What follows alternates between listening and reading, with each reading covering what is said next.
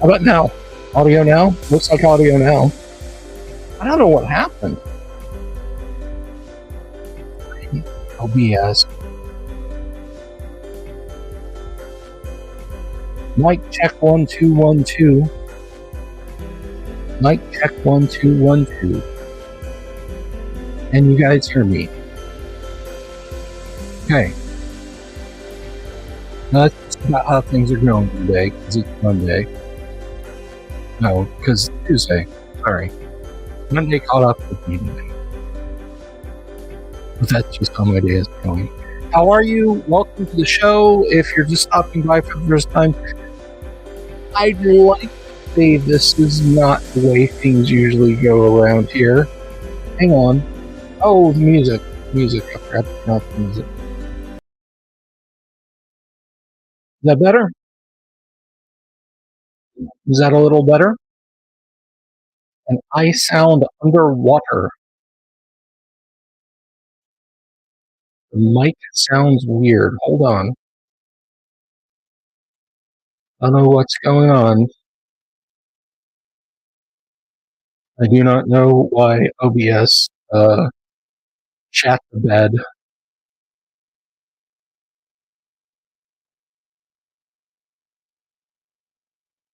The audio mixer is not. How about now? How's the audio now? Tell me how the audio is now. Is it better? Is it worse? That's better? Good. Good. Because what was happening was, I think I was getting audio through both the mic and the camera. I'm clipping. Well, that may be bandwidth. I can't do anything about that.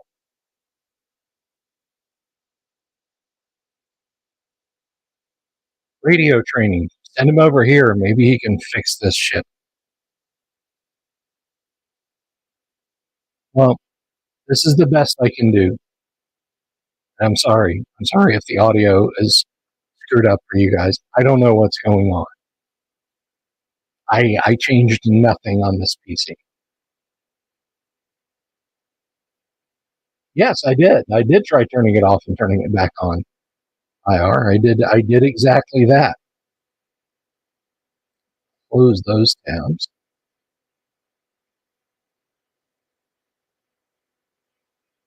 Minimize that. Nice. Well, we'll just have to deal with the audio, and you know, it'll be what it is.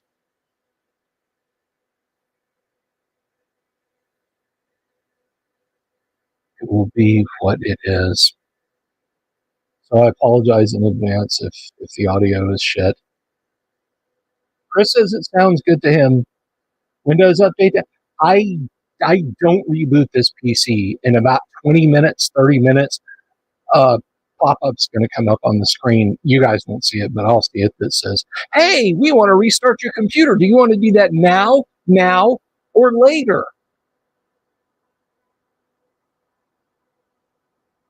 Okay, well, it's clear enough to be understood. That's what matters, I guess. Because looking at voice meter is picking up my Blue Snowball microphone, and the audio out is the correct audio out. So I don't know. I don't know. So we're gonna talk about the published Hidden Shrine of TAMOACHAN today. We're gonna talk about the actual published one because it's got great art in it too. And like S1 and like S3, it has an illustration booklet, which is a far vastly underutilized resource, just in my opinion. Just in my opinion, in D&D products. So we're going to be taking a look at that here in just a few minutes. Now,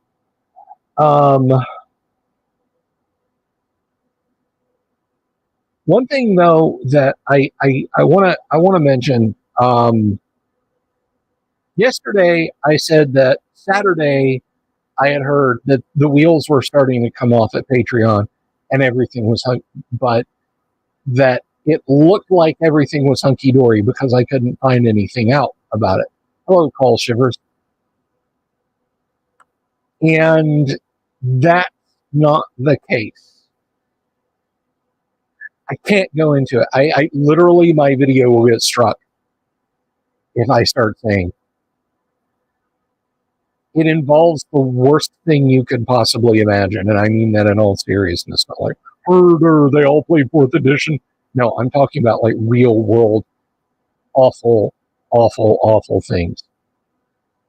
There's a whistleblower on Twitter. You can find a video where he lays it out. I will be getting off that platform just as quickly as I can find a way to make sure that you guys will all follow me over to a new platform, which is really ultimately up to you guys and not me. But I'm going to leave Patreon as quickly as humanly possible. Hello, Ian. Good to see you.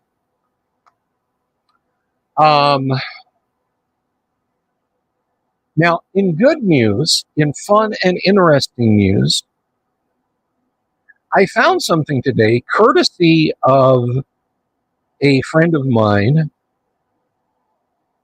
see if I can bring this up here.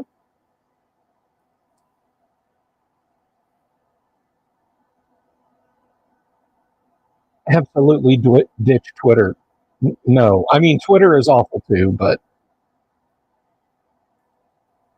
I don't know what the audio issues you guys are saying you're having is. I honestly don't. I have everything shut off. Hello from Florida, John Scott. Hang on a second. Let me do something here. That's down. And that's not on.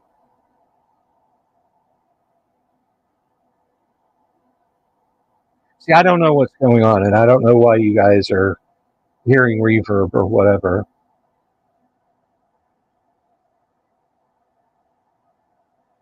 I honestly don't. Let me try one other thing, and it's dumb and it shouldn't work, but hang on.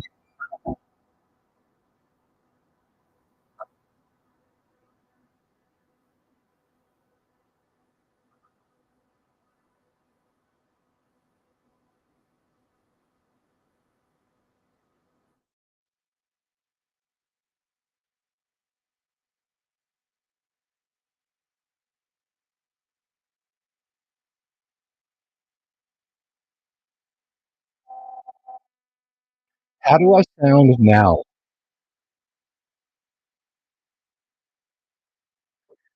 John Scott said I sound fine over there even with bad speakers. Decrease the bass. I don't have that kind of fine audio control on this computer. Anyway, look, I don't want to talk about the audio anymore. If I go completely silent and you can't hear me, you guys will let me know in the comments. But here's the thing. Um, my buddy Art Braun, excuse me. Sorry, Art. I'm Facebook friends with him. Art is a really solid guy, and like me, he does 3D printing. I saw something that I could literally not believe.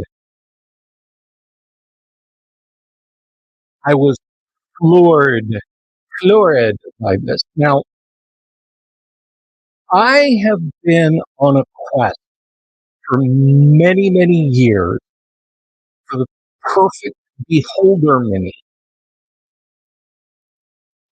I really hate the disembodied dirt square jaw lantern faced ones that Wizards of the Coast has been promulgating. And of course, it's it's IP. It's somebody else's IP, and I can't really, I can't really see why they would, why Reaper would be able to do their own beholder and whatnot. I can't help you, Jack. I'm sorry. I'm sorry. Turn your computer off and back on. Anyway, see, I can't hear my own audio. Like it's not coming through my headphones.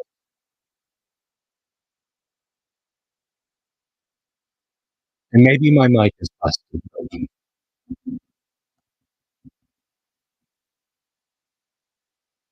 And is that any better? I've changed nothing. So imagine my amazement when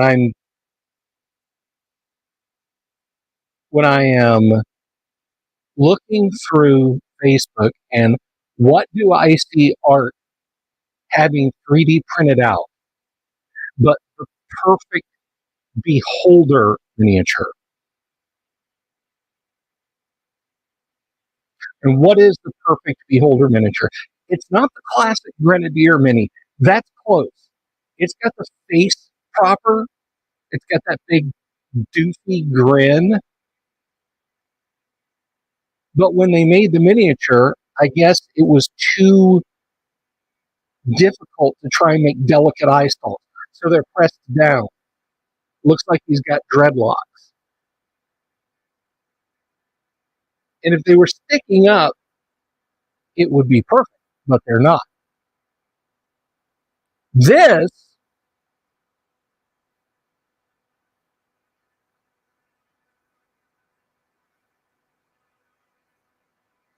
is the perfect beholder. But you say to me, Bill, there's no miniature of that. Grenadier got it close, but all of the eye stalks are pressed flat. Someone modeled it. Someone modeled it. Let me show you this. I should have had this ready. Oh well. Nope.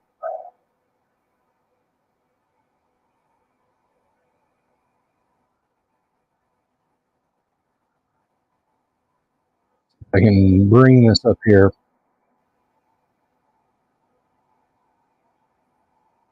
And I will show you guys that someone has modeled this.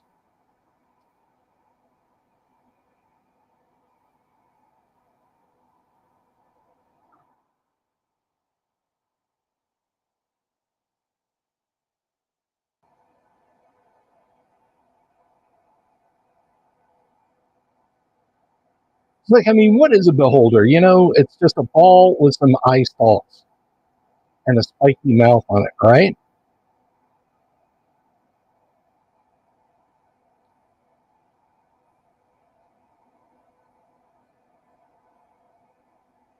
But, and this is important, the model that Art printed, the model that I found that I tried to print today unsuccessfully, because it's going to take some doings, is that one. It is the model in the Monster Manual, in the first edition AD&D. I don't mean an approximation of it. I don't mean like, well, this is what it would look like, except, you know, it's got two eyes. I mean exactly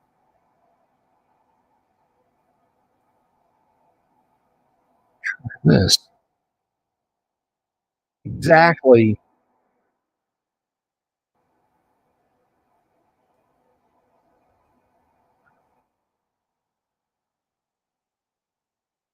the beholder from, nope. All right, I can't find it. I'll have to hunt it down. So I've been keeping an eye out for this. So here's the thing. I'm going to do a very limited print run of them once I get it down pat. And I'm going to sell them for $25 a piece. I will probably print up a dozen.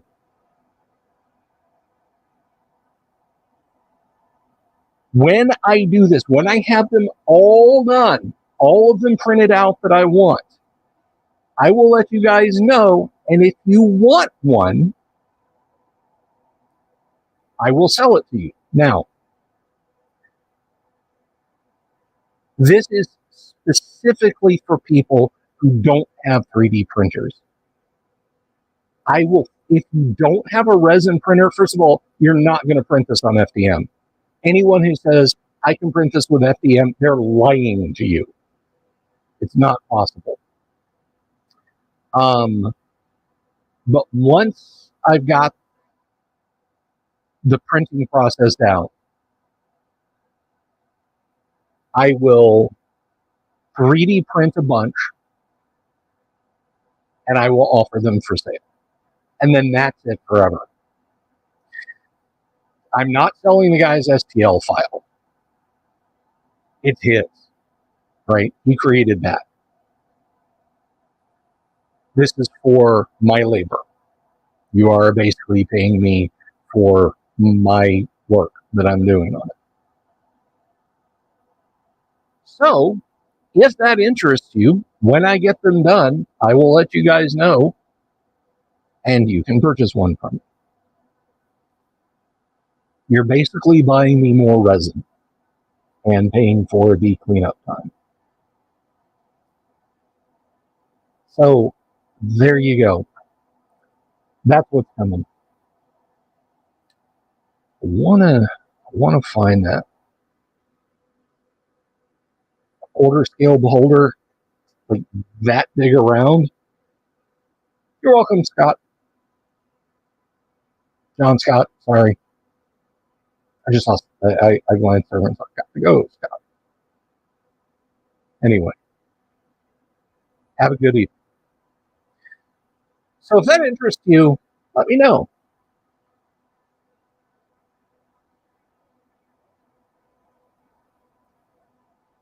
And we can work something out. Gail Michael Connor, unbreaded.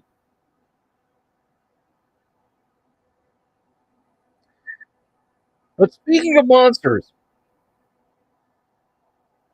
I want to jump back to C1. I want to jump back to C1.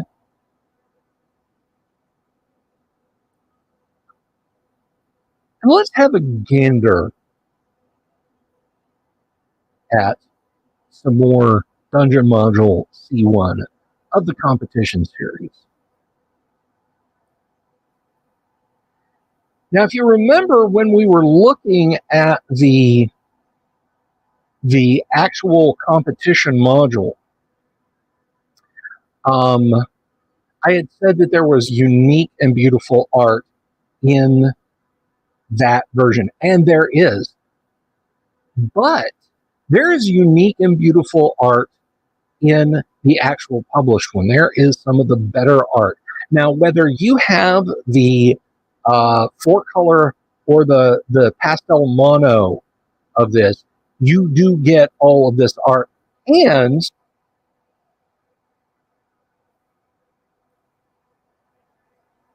I'm not going to end up like Ricada. I don't know why I would end up like Ricada.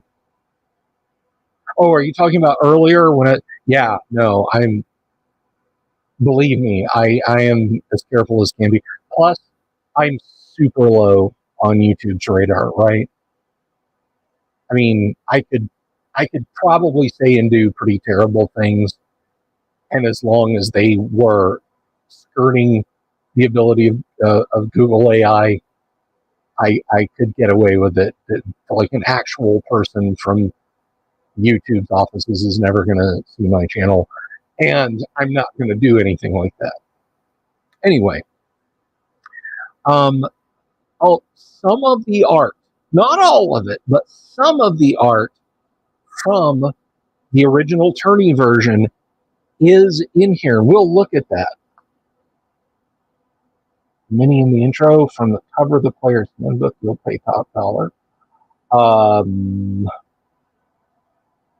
Reach out to me on Discord, Call. The original one that I have over here is not for sale. But if you want one painted up, I'll be glad to do that for you. So let us move on.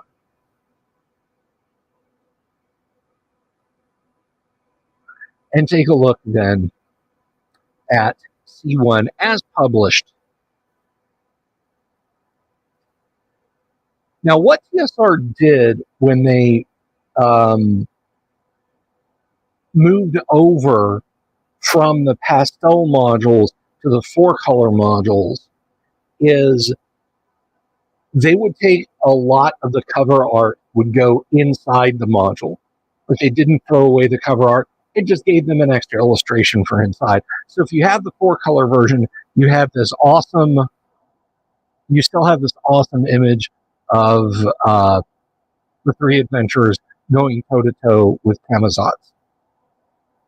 And this immediately, I love this, this immediately starts to break up the AD&D style, whatever style guide they were doing early on.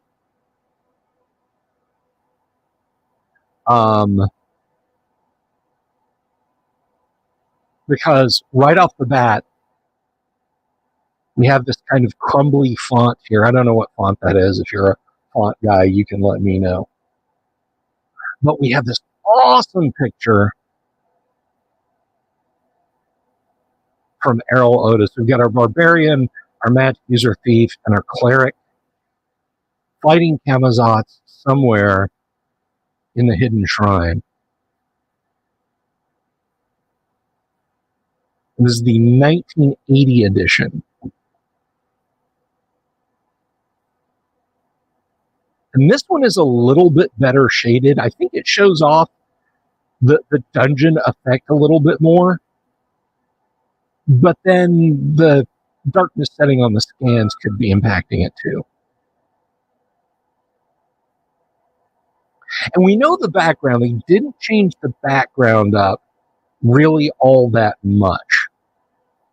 But from a tournament standpoint, we do have some more notes for the Dungeon Master for campaign play. Can what be 3D printed, Call? There's that obsidian sword. Could have sworn that from before. Okay. Originally designed for tournament play, the Hidden Shrine of TAMOACHAN is a test of skill and common sense of players. Therefore, many of the encounters will not bother a party who do or do not take certain actions.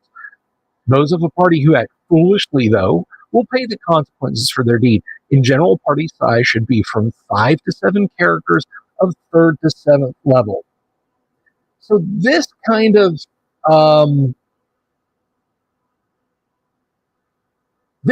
sits in between, say, your Keep on the Borderlands and, say, the Slavers series. The average level of the party should be 5th. So it's closer to the latter than the former. If fewer than 5 players, the average level should be 6th. So food for thought. I will get in touch with you about that call. And of course, there's the admonition for the DM to read the module thoroughly. Well, and of course we are. Who do they think we are here? Who do they think we are? Have I not warned you guys to read the module fully? Of course.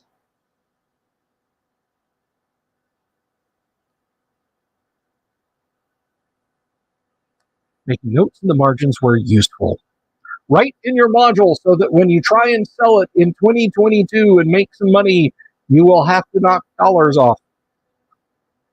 I'm entirely sure anyone who was of the target age when this was released was not even a little bit thinking about that. The box sections contain information that should be read to the players. The rest is information for the DM in most cases.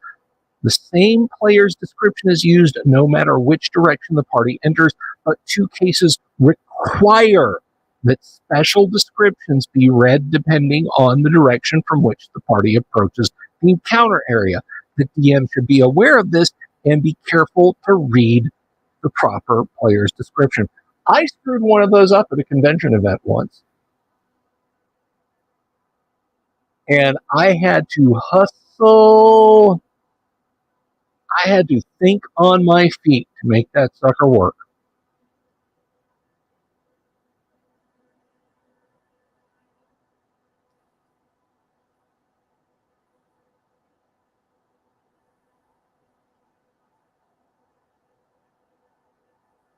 General Nut says, rules is written, there it is. Wreck the module or not, it's real. Darn right. And here we come to something that I think is pretty important. To aid in the description of the encounters, several areas have been keyed to the illustration book. When the players enter such an area, the DM should show them the appropriate illustration and read the description of what they see.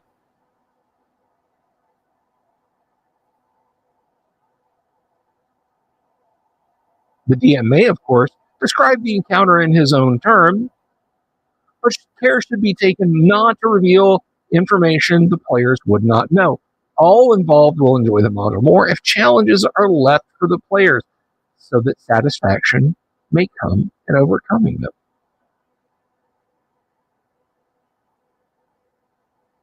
The DM may decide between the 2 entrances into the ruins, the more conventional route to the Pyramid Temple, which, by the way, from a DMing standpoint, is an enormous pain in the ass because then you're running the module backwards.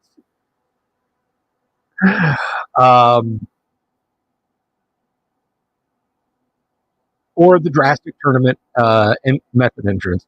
The first entrance will require that the party dig their way in, while the latter, since the ground is unstable, will result in a cave-in 75% of the time. It may happen that a party may wish to leave and re-enter the ruins, perhaps several times. A cautious party may want to replenish their spells or obtain special equipment. A party may also decide to retreat on encountering the poison gas. If this happens, the DM should restock some of the cleaned out areas with new creatures. These monsters may have wandered in from the wilds or may have been sent by Camazotz, the bat god to whom the temple is dedicated. I like that one better. Care should be taken to maintain the original balance. Creatures of 3 to 7 hit dice should be used, although those with fewer than 3 hit dice may appear in greater numbers.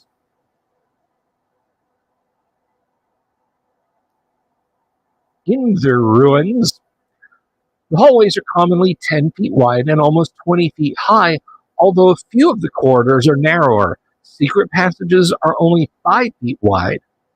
The walls are constructed of blocks of unmortared stone covered by a layer of stucco. The ceilings are the same, supported by false corbel arches. Doors are made of beaten bronze or slabs of stone. All are heavy and require force to open. There's your dungeon door, your open doors roll required. Doors will swing into rooms unless otherwise noted. Rooms have ceilings from 20 to 40 feet high. In order to differentiate between halls and rooms, hallway encounter areas are presented with bold-faced titles, and rooms are presented with capitalized titles. Due to the unstable nature of the ruins, certain spells are potentially disastrous. A fireball will cause a collapse for a 30-foot radius, doing an additional 3d10 points of damage to all within that area. This collapse may block or bury all items or exits in the radius. A lightning bolt will collapse all within 20 feet of the impact point. This will cause 2d10 damage to those in range, but will not block passages. The Amazon delivery truck rolling up on the dungeon entrance. Yes. Another hazard of these ruins is that the lower levels are filled with poisonous gas. This includes the rooms and passages from encounter areas number 1 through number 38. A character will suffer 1 to 6 hit points of damage for every turn spent in the gas. Neutralized poison will reduce the damage to half for 1 turn. If a character remains in the gas, the next turn, normal damage will accrue. Now note, that is different from what we read in the tournament module, where it said, when neutralized poison runs out, all the damage just dogpiles.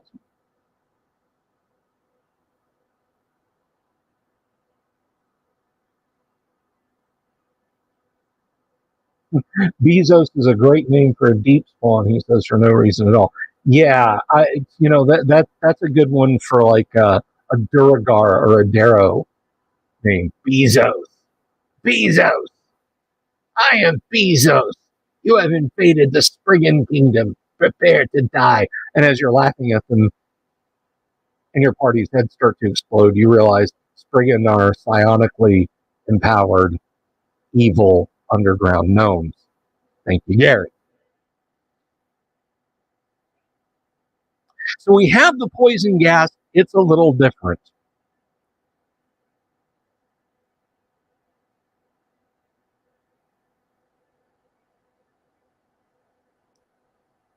Now, here's something interesting.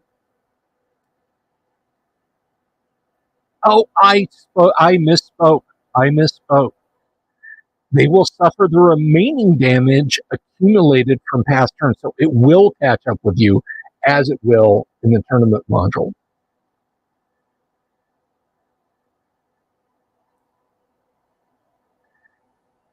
And I don't know if this was in the tournament, but here it says the gas may be cleared out by opening the doors to room 39.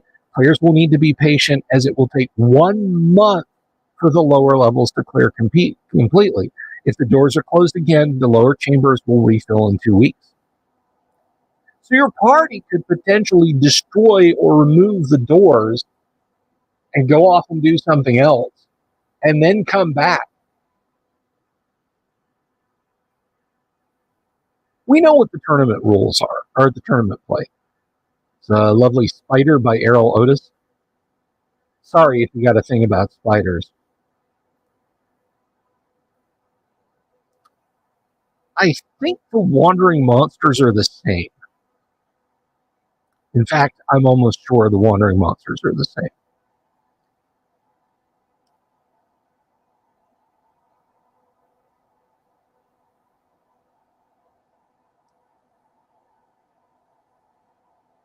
So let's see if we can find some keyed illustration areas and have a quick gander at them. So here's our standard entrance, and it's much the same. You know, you play with the statues and they'll come to life and attack you.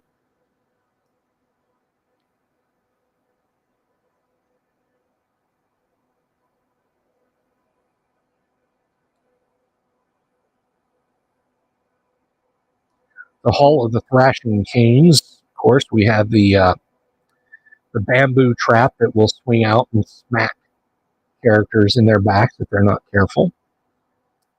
Roost of the Conch.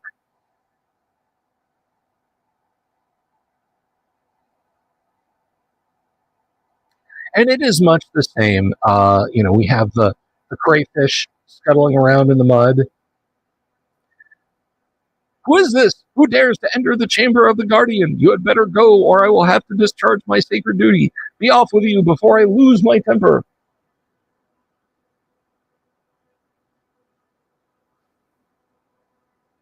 Yeah, no kidding.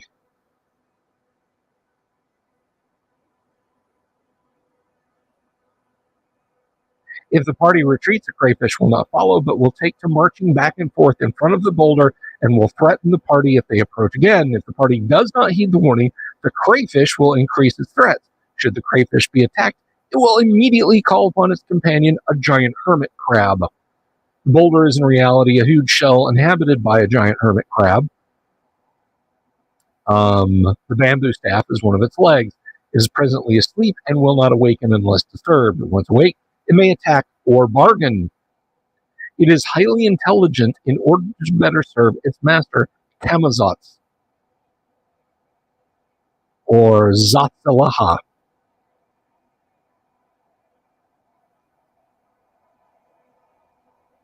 Vampire god of the underworld to whom this shrine was originally dedicated.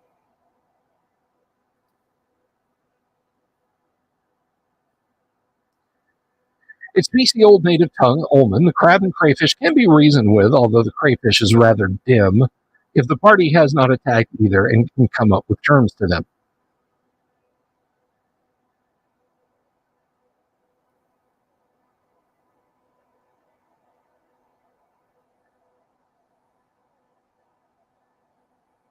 So, yeah, giant crab.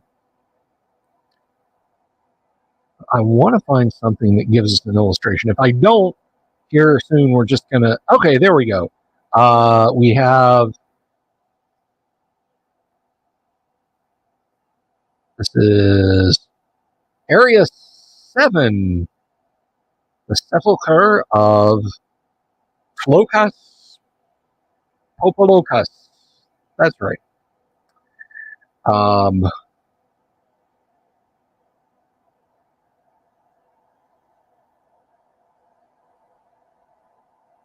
We'll get a little description, and then we'll go look at the...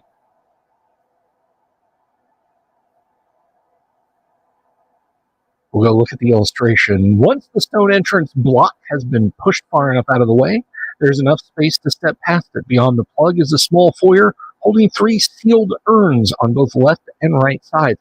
Here, there are double doors of beaten bronze with glyphs worked into their faces. The portal is locked and prevents easy entrance. Ancient glyphs are scribed in Olman, and if anyone in the party can comprehend this tongue, or if the message can be understood by other means, the glyphs will translate as, "Here lies Tlokus Popolokus,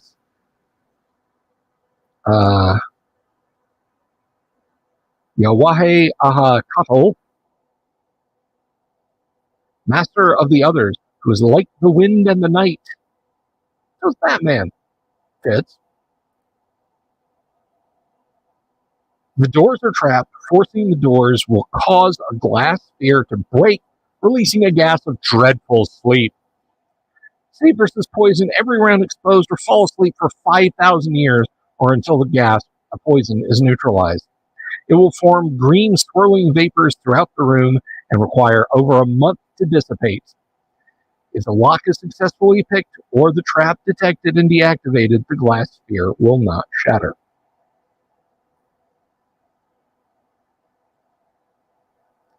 The seal on the urns is made of beeswax and may be broken so that the lids can be removed. Each of the 6 urns contains the equivalent of 20 flasks of fine oil worth 60 gold pieces an urn. A filled urn weighs 400 gold pieces. Due to the presence of the poisonous gas in these ruins, the oil will only ignite 1 chance in 6, and then will burn feebly for 1 round. Greetings, Peace Cybers.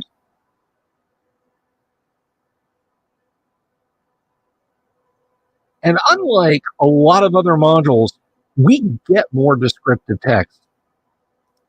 the dreaded wandering box text. Beyond the doors is a chamber cut out of the rock with a veil of calcite and stalactites covering the wall. Yada, yada, yada.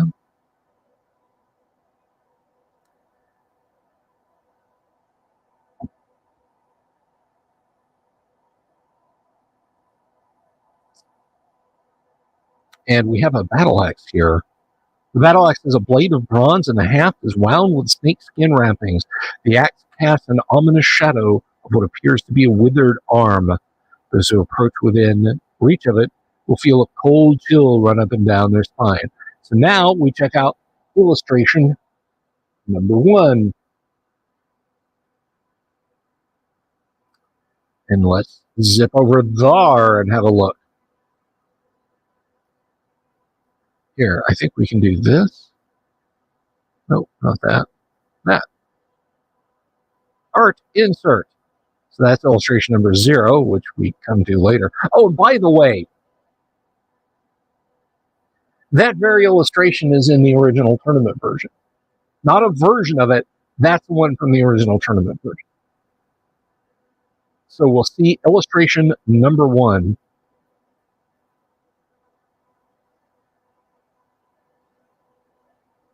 Let's see, I'm going to rotate you. And I believe the one on the right is also of these two. But yeah, there's the axe stuck in the wall with a shadow of a withered arm being projected by it. I love that.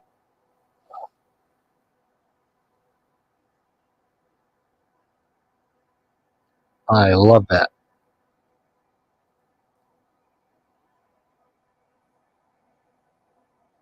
So that is our first illustration.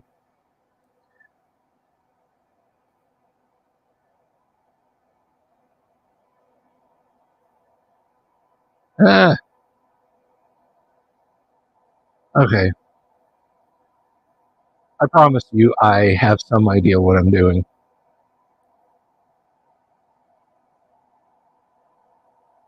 So we were over at area 1. We're looking for illustration stuff. So what is that next illustration? It is fantastic artwork.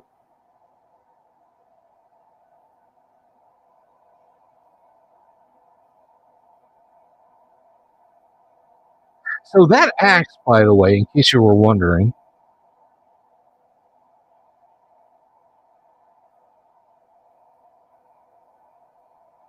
is this it?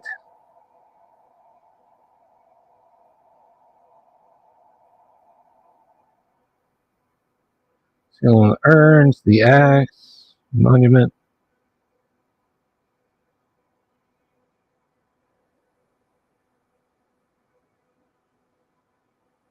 The battle axe in the wall will detect as magical, but characters attempting to pull it from the wall will meet with failure, unlike Taloka's soul, until Taloka's soul is put to rest, i.e. he is slain. The axe is a +2 weapon, -2 versus chaotic evil creatures. The weapon acts like a cursed sword. Once picked up by a character, he or she may never be rid of it, as it will always teleport to his or her hand and weld itself there in an encounter. The axe will also choose to appear in touchy encounters with lawful good creatures. The curse attached to the new owner's soul, the curse is attached, and the axe cannot be picked up by another until the owner's soul is laid to rest. Beneath the handle wrappings is a concealed permanent scroll containing the spells Pass Wall, Burning Hands, and Push at 9th level. That is mighty. Permanent scroll, they don't go away. But does your magic user want to carry that axe around forever?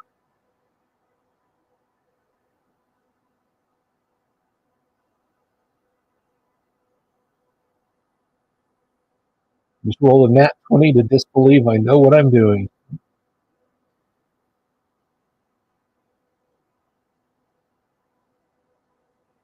The scroll provides the axe with these additional powers when the wielder pronounces the correct words of power, up to a maximum of 3 times a day per spell. Words of power are engraved on the axe blade in Ulman. The axe may not be used to attack on the same round that it is used to cast the spell. If the scroll is removed from the axe will lose these abilities forever, and the scroll loses its permanence and becomes an ordinary scroll.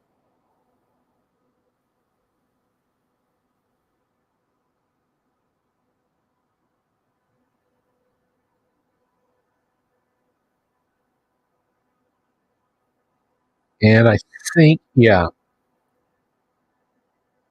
this is a pretty serious fight here against Locus Popolocus, the vampire. If the mask and the pendant of Zoth are both removed, he will start to awaken. Dust will be stirred up into clouds and begin to gather on the bones as they knit back together. His wasted form will then sit up and gaze about. This part of the regeneration requires 2 rounds, and during that time, if either the mask or the pendant are forced back on him, he will return to death. Within this time, the corpse will have only a third of its hit points and will be armor class 10. He will sit for 2 more rounds while his flesh rejoins and swells out with the apparent vigor of the living. During this time, the creature will be armor class 5, possess 2/3 of its total hit points, and attack at half strength if he must. Within this period, the mask and pendant must both be forced back on the vampire, and then he is allowed to save versus spells to resist the mask's effect. When he is whole again, he will attack. And he is an 8+3 vampire with 45 hit points. He wants his battle axe, and he does all the hold person stuff. He does all the vampire stuff of an Eastern vampire. An Eastern vampire. His gaze acts as hold person for 1 to 4 rounds, and his touch causes fear. He can summon from 2 to 12 bats, with a 10% chance of 1 to 4 vampire bats. Locus can only be hit by +1 weapons or better, and regenerates 3 hit points per round. He will attempt to reach his axe and fight with it in hand. He will not pursue fleeing grave robbers from his tomb immediately, but will seek to regain his bearings in the world of the living for several days. He can always trace the aura of his treasure to the thieves later. He's a blood drinker and will attempt to subdue opponents, if not vastly outnumbered, so as to assure himself a constant supply of blood. He does not drain blood in the normal vampire manner, but must first drain it into a receptacle and then drink it. He is thus not a typical vampire, gaining his powers through his allegiance to Zots. He does not possess the ability to drain energy level either, but in other ways conforms to vampire statistics. So that's good. He will be turned at -2 while in this room and will defend himself if attacked while turned. He may not cross running water, which could be helpful later in the dungeon. And we have a third description box, and we learn all about his treasure there.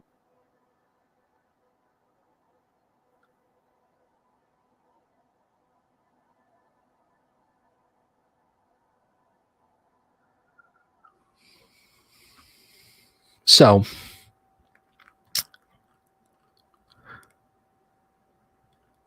want to see... there we go. So illustration number 2, which we've already seen. What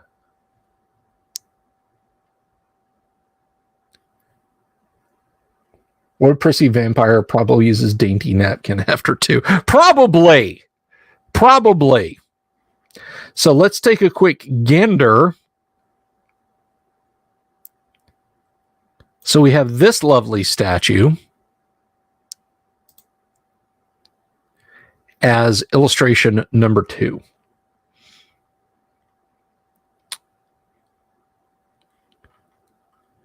You know what? Let's just have a gander, and we'll come back to this. We're gonna look, because there is kind of a conclusion. This is a tough module from a DM perspective to say it has a conclusion, it doesn't have a conclusion. It may have gotten better. My network connection might have settled down a wig. But I want to look at some of these illustrations while we've got some time. So we'll scroll down a little bit. An absolutely gorgeous piece. One thing that I love about Errol Otis is his women can be beautiful, like this one is, or absolutely grotesque, but that is the Nereid. Now, Gene Wells' illustration was lovely. I think Errol's is just a little bit better, and I prefer it. Let's get that off the screen before I take a knock. I like the hallway illustration in the original tournament module better. I think it is much nicer than this one is. And I think this is Jeff D. Is this Jeff D? No, this is Dave LaForce. But I like the other one was Dave Sutherland and Harold Johnson, I think, did that one. And it's much darker and more creepy and ominous. Yeah, I've been meaning to get a hold of them. I'm supposed to get like 300. And I did a speed test the other day because I had YouTube videos that I was trying to watch in 1080p. We're like, nope, taking a minute. What the hell? So I ran speed test and I'm like getting 98 megabits. So I can imagine what it's doing.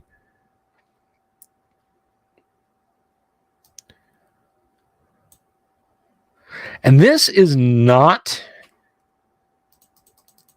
we'll talk about the encounter for this later. This is not illustrated in the original tournament, nor is this one, but they are both done by David S. LaForce. See, the one on the right, that is fundamentally creepy. The one on the left's a little cartoony for my taste.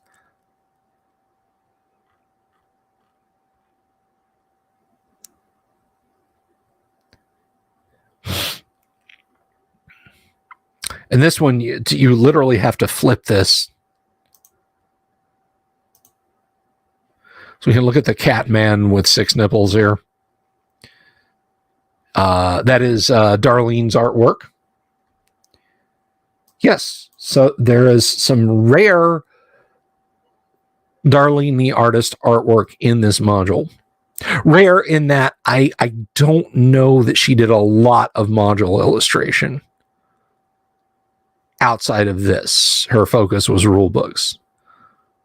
That is an Errol Otis treasure chest there.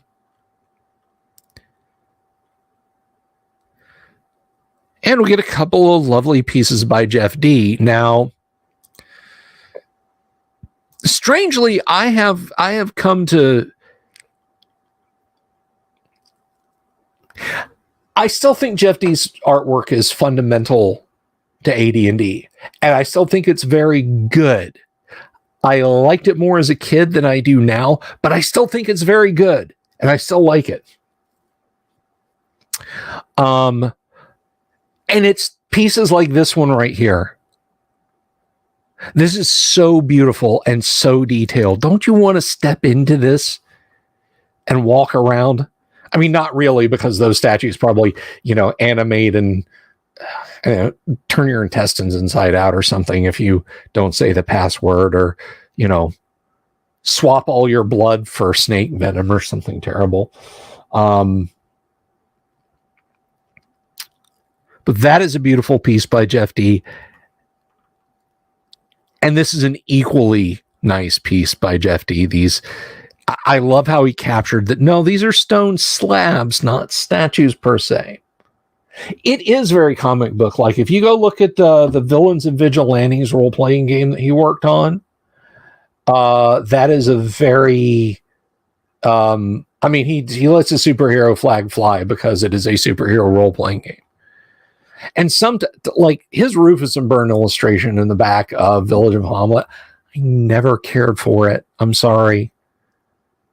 It literally looks like a mildly repurposed Villains and Vigilante illustration. So we'll take a look at a couple more things and then we'll wrap up.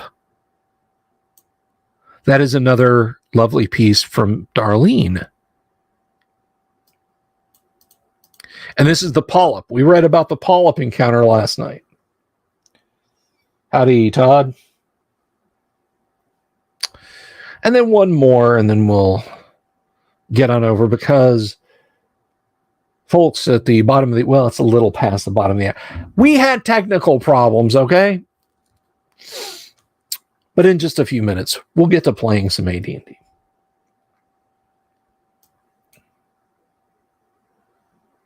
The bottom of their rib cages was way too long. Yeah. This, yeah.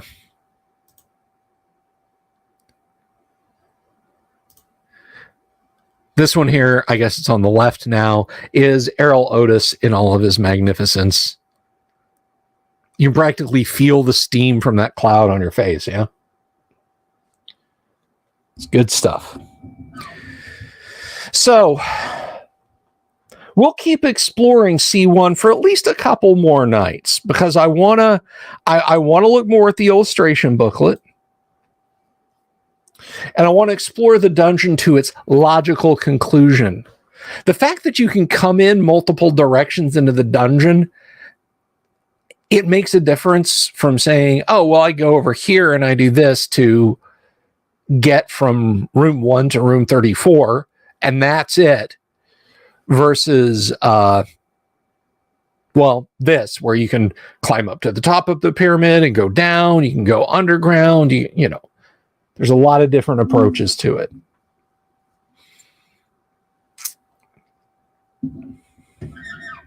So, as I said at the beginning of the show, if you weren't here or if my audio was too screwed up for you to tolerate, there is some badness going on with Patreon as a company. I will be finding an alternative to Patreon now. It is not a mere personnel or technical issue. I can't say on YouTube what it is.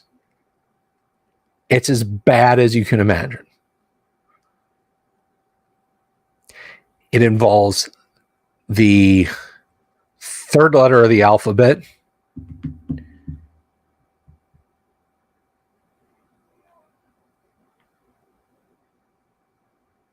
and the, I believe, 16th letter of the alphabet.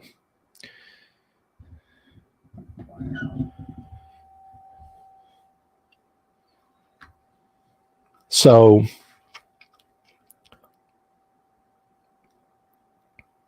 General Nut says Darlene's artwork impressed me. Was not support her. Go find go to Darlene Artist and buy some of her artwork. She still makes beautiful pieces that are worth spending money on. No, I get it, Doomsword. I understand. I mean, you know, it's like tap dancing in a minefield sometimes trying to figure that out.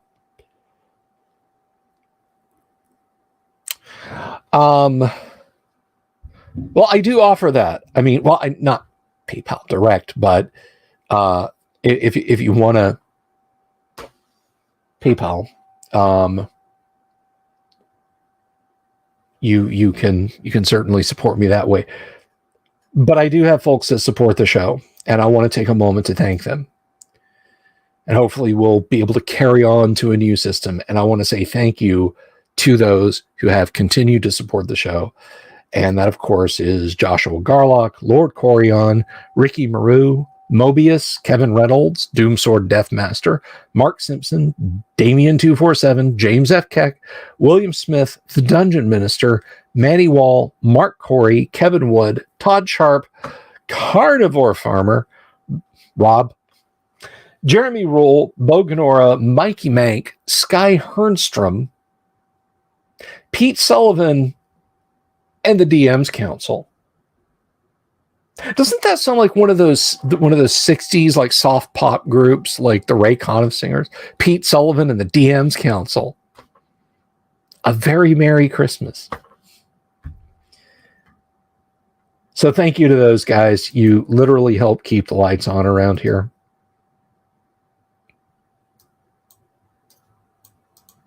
Yeah, I wish I had some other way to reach out to people, but, you know, what are you going to do?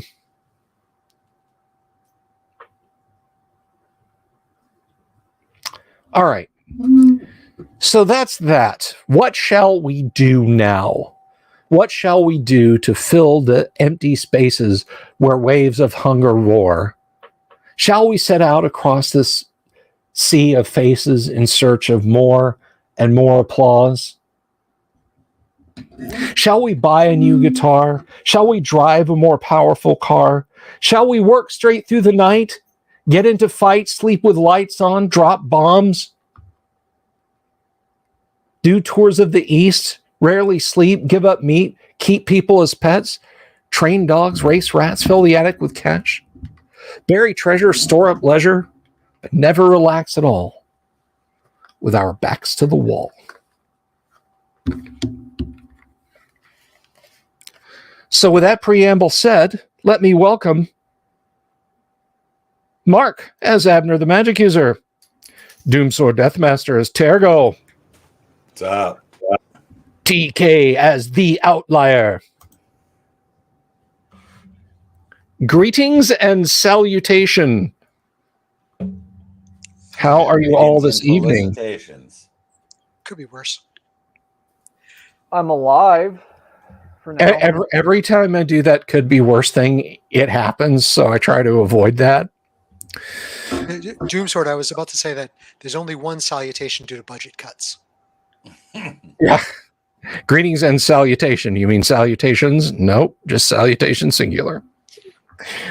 So we are, Jack Photon says, copyright strike coming. Yeah, no, if as I always say, if this was a Twitch stream, it would have shut down like 3 verses into What Shall We Do Now from Pink Floyd. It would have been like, blip, oh, no, your channel's gone. All right. So, when last we left our intrepid adventurers, you were in the city of Greyhawk preparing another adventure, I believe. So, adventurers, do your adventuring. What will you do? How did the gold divide up, and thus the XP? I think Turgo still has it. Yes. Well, we left off with we were about to do that. So let's focus on that. Yeah, and also Bill owes us the XP for magic and monsters. Yeah, that is correct. Okay, so this is this is fun to me. All right, it's fun to me as a dungeon master. That's good because it's real fun to me as a player. Okay, so you're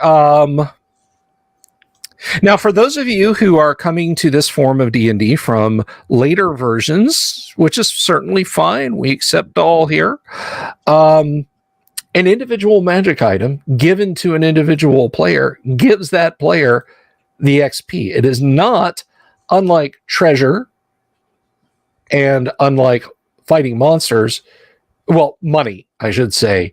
It is not like money and monster XP, which is divided out amongst players. So let us have a gander then at that sword. So, Turgo, for your sword +3 frostband +6 fire versus fire using dwelling creatures, your experience point rise is 1,600. good job. Yeah, Somebody's getting some storm on over there. Oh yeah, it's about to rain for the first time in forever. Okay, so you had also, I believe, 2 potions of healing and a potion of oil of etherealness. Who took a potion of healing? Let's actually, why don't we have Abner hang on to all of them? Okay, so Abner Cadabra. Abner needs all the XP he can get. So Abner taking ownership of the potions.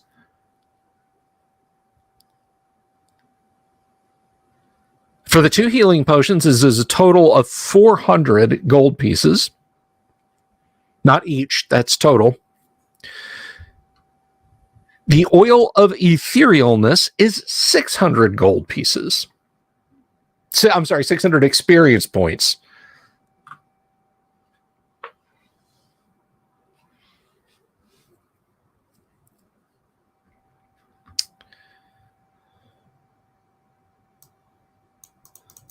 And Venger, you remember correctly. It's actually right here on my notes. There's also a potion of fire resistance that is 250 gold pieces. So with those 4 potions, you almost got as much XP as Turgo got for his sword.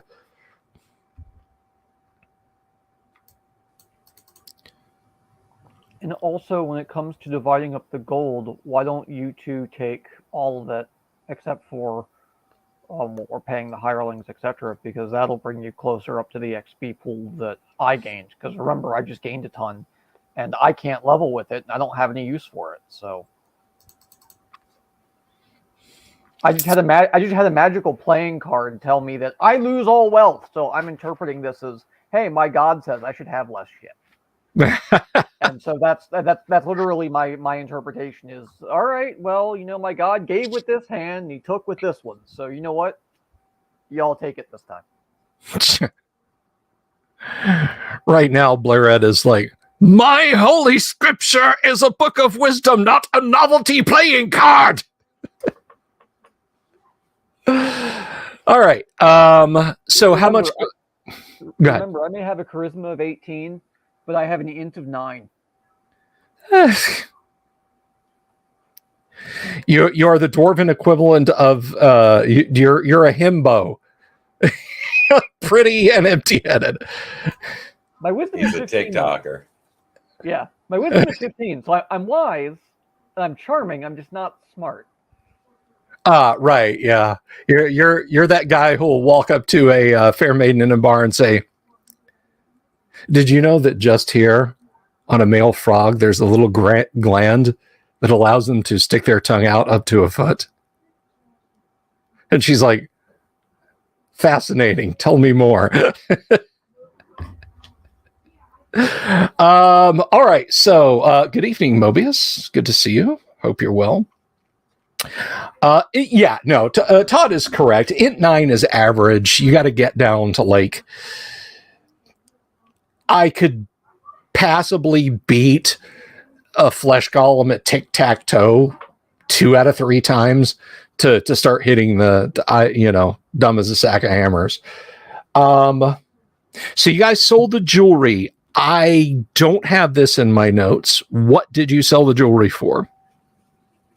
Yeah, it was 15,853 was the total haul. Okay, so 15,853. Yeah, I've got what is this? 89, I guess 8905 for the jewelry, and then 6,000 and 3,000. Yeah, all I know is that we have a bunch of other coinage. Yeah, we have 15,853 according to what we talked about pregame. Okay. Then all totaled, if you split that just amongst 2 of you, yep, as treasure XP, because of course your companion fell due to a novelty playing card, you each receive 7,926 experience points for treasure alone, for money alone, rather. And see, now and once again, who says this game's horribly unfair? Now you're caught up with me. There you go. Point to my players that aren't watching.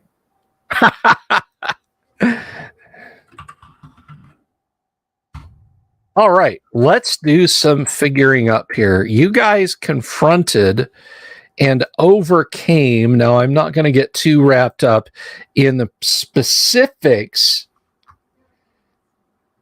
Yeah, Jack points out the dangers of asking the players when you as the dungeon master don't have the notes. How much gold did I say you guys had? 500,000 gold pieces. Okay. Yeah, no. But you guys specifically overcame an entire tribe, both through combat and coercion, of hobgoblins. And since I know exactly how many hobgoblins were in that dungeon, not counting the ones you slew, let us take a look then at the hobgoblin values. Hobgoblins. Do, do, do, do, do, do, do, do. Can Mark and Mark, can you and Doomsword level?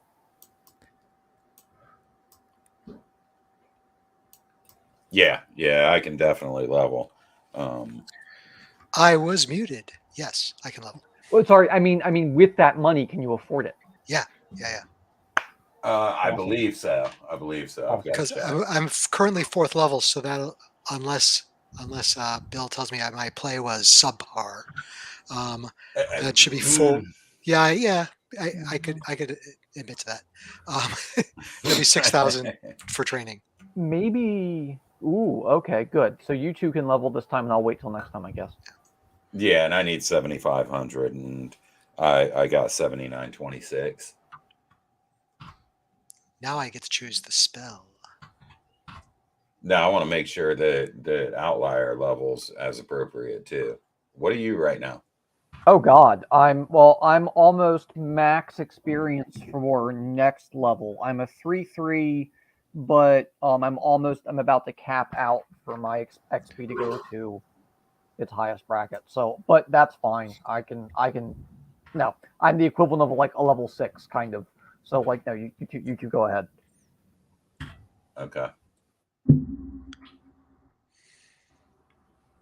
So you have a total of 5 men-at-arms. Is that correct? That's what Link. I don't know who's taking care of Lynx's people, but that was what Lynx had, 5. Yeah. I have 2 bodyguards. All right, so that's 7. Seven hirelings total. So that's 7 hirelings and 4 of you. So the monster XP is not that high. It's only 321 XP. Nice. Okay. Bill. Sir. With an odd XP point like that, when I divide it between my classes, can I just choose where that extra point goes? Does it matter? Yeah, I don't mind. That's not going to break the game. Yeah. Now, once again, for our newcomers, for people who might not be familiar with the way AD&D does things, you might have caught earlier that Abner, Mark, made a comment to wit, assuming my play was not subpar. It's a bit much to pump the brakes and run over and explain to you guys, but they're actually baked into how AD&D functions. And this is a bully pulpit of mine. Whenever anybody says AD&D doesn't have, it's a war game and doesn't do role-playing stuff, it doesn't reward good role-playing, baked into AD&D is a mechanism by which good role-play is rewarded.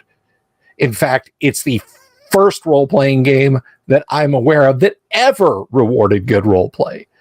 By which I grade characters, like, you know, if somebody's checked out and on their phone or painting a miniature and looking at, yeah, I hit. Oh, you wanted to know what I was doing? Yeah, that guy is not gonna find himself on the receiving end of a very high grade. So what that functions as is it reduces the effectiveness, as it were, of the XP they got, because they have to spend longer to train to level, and thus more money to train to level. It is an important mechanism, and I'm quite fond of it. Your math is correct, by the way. I saw that private message from you there, Doomsword. It is 26. It is 76.26 gold piece each. So at least until you pay to level, you are damn hell ass kings. So also, real question for the group as well. Should I take the magic sword, or should I leave it for the new guy so we can actually hit something? Yeah, what's that thing all about? It detects gems and jewelry or something like that? That's pretty much it. Otherwise, it's just a regular old, +2. I have it written on my sheet as a +2 longsword of bean counting. So it's, If it's +2, somebody who has some fighter capabilities needs to have that. Yeah, but I mean, even if with Lord Corion playing, a level 2 or whatever fighter, it would up his chances to hit significantly. It would. So, I tell you what, Right. I'll use it today, and then Right. when he's here, so we'll do that. All right. Yeah, and that actually reminds me that I was thinking about dual weapon fighting, since I have, so that's a -2, -4, right? And I've got this sword that's +3. So the -2 and the +3 and the additional attack matrix that I've gotten from leveling up recently would give me on the first weapon a +1, and then on the second weapon a -2. What's your dex? 16. Because you subtract your dex bonus from that as well, right? So it's -4 for 2-weapon fighting. I don't think so. No. The only strength the only bonus that actually plays into hit in melee is strength, believe it or not. So that is what would factor into 2-weapon fighting. Okay, what was it? There was Yeah, I something just where want you to like pick that subtract thing your. back up again and look, Yeah. because It was seemed like a good little min max. Yeah. Sorry about that, but hey, we ain't got any fighters.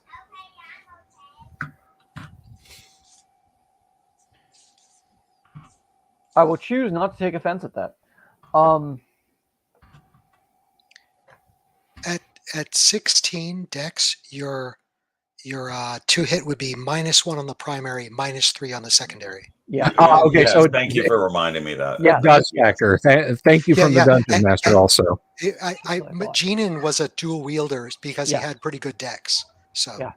Right, and that's what really made it the min max. I was looking at that Yeah. for something else I was doing, and I was like, oh, my reaction adjustment figures into it, plus Yeah. a positive Yeah. weapon in the first hand. Right. Where is that? Sorry. Oh, I just closed the book. So Oh yeah, I can dig it up. I can find it pretty fast actually. It's on page. Are you looking in the Dungeon Master's guide? No, sir. PHP. Page 70 of the book, which I'm not supposed to be reading. Right. Yes.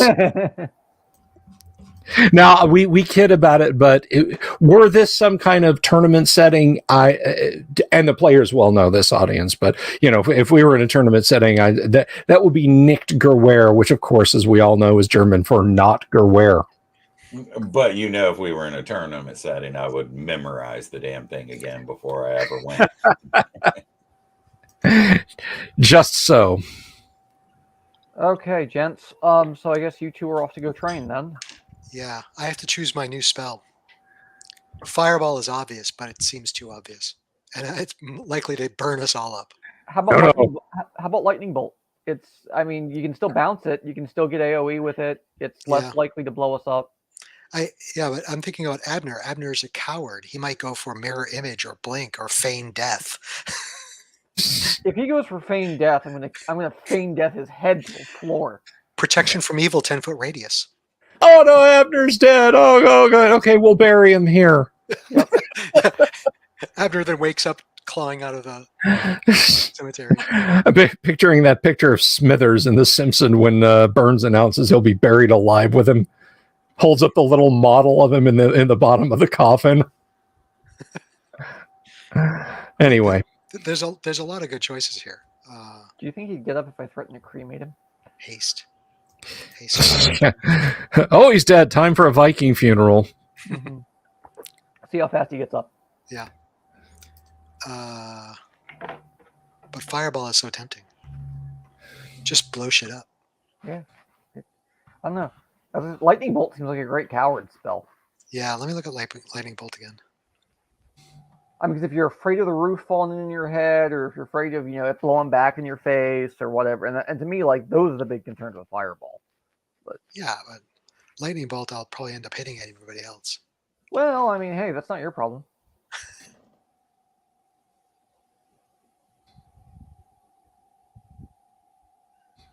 Stick your finger out a door and around the corner and go zap. I had an evil magic user do that once to my party, and I thought they were all going to kill me. One of the great and unsung cartoonists outside of folks in the military was a fellow by the name of Bill Malden, who did cartoons in Stars and Stripes during the Second World War. And he continued on for many years thereafter. And when the United States Army acquired nuclear artillery, 203 millimeter nuclear artillery rounds, he did a cartoon in Stars and Stripes of one of his iconic characters, Willie, looking out of a pile of rubble at a mushroom cloud, uncomfortably close, holding his field radio. And he's like, Echo 2-3, this is advanced. I just axed for a little artillery, not no catastrophes. And that's how the party has to feel. You know, when the magic user breaks out the sulfur and bat guano and starts to ball it up in his fingers. Yep. Venner suggests Liamon's tiny hut. That wouldn't be bad. There are a lot of good choices here, but I might as well go for something to give it a big bang. Lightning bolt is actually more interesting than I remembered. Still, lots of possibility for Abner to royally screw it up. So this is third level you're picking? Yeah, I get a third level spell. Oh yeah. I was digging through my sheet and trying to figure out what I was going to do next. Yeah, that's awesome. So I will go with lightning bolt. Nice. But I guess I have to roll to see if I know it. Correct? Yes, you must roll to see if you can comprehend the complex formulae. I have a 75%. I'm going to roll right now. All right. There's a big one. Easy like Sunday morning. Oh. Lightning bolt goes on the don't understand it list. Okay. Well, remember, when you level, you can go back and attempt to know it again. Okay. Then I will try fireball next. Let's try fireball. Absolutely. No. Oh my god. The gods do not wish you to wield such powers. Yes. Okay. I have to think of what I'm going to take. Monster summoning sounds good. I get to get people to do my dirty work for me.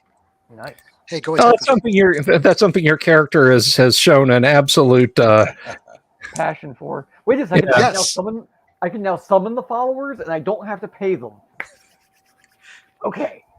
So he is taking monster summoning 1. He rolled a 30, so he can understand it. He can comprehend that.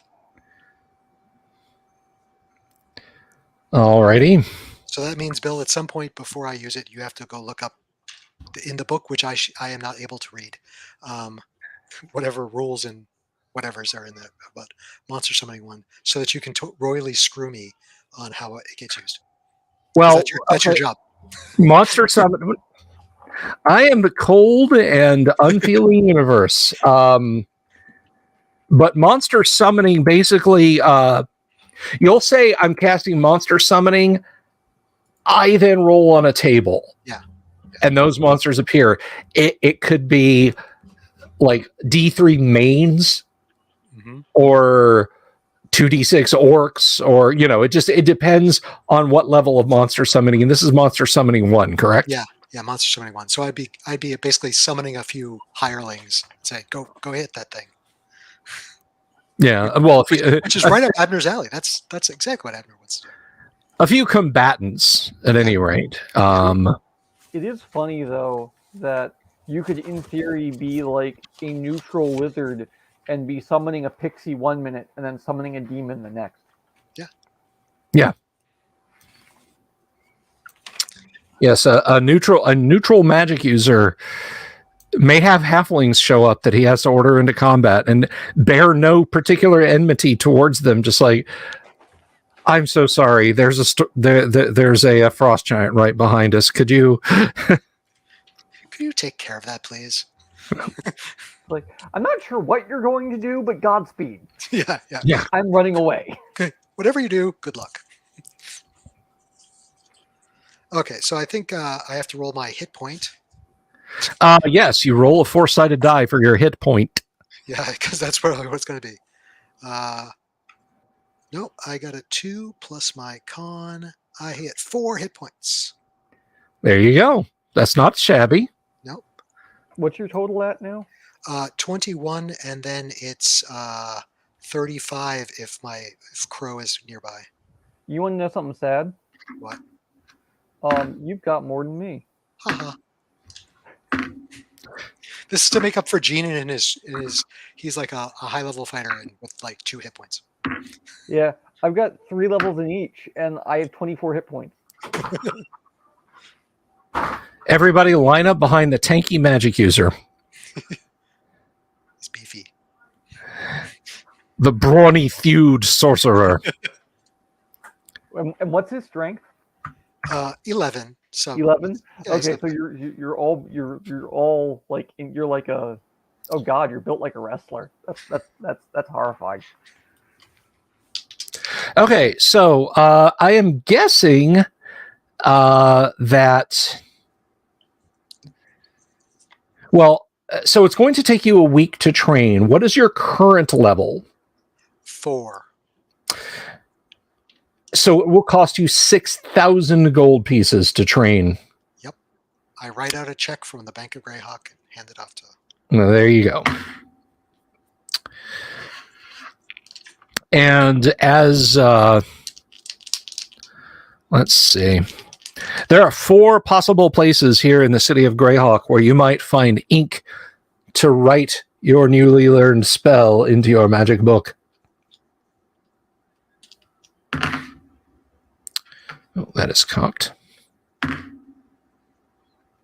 And there you go. First time out. First one has it. They have a flask.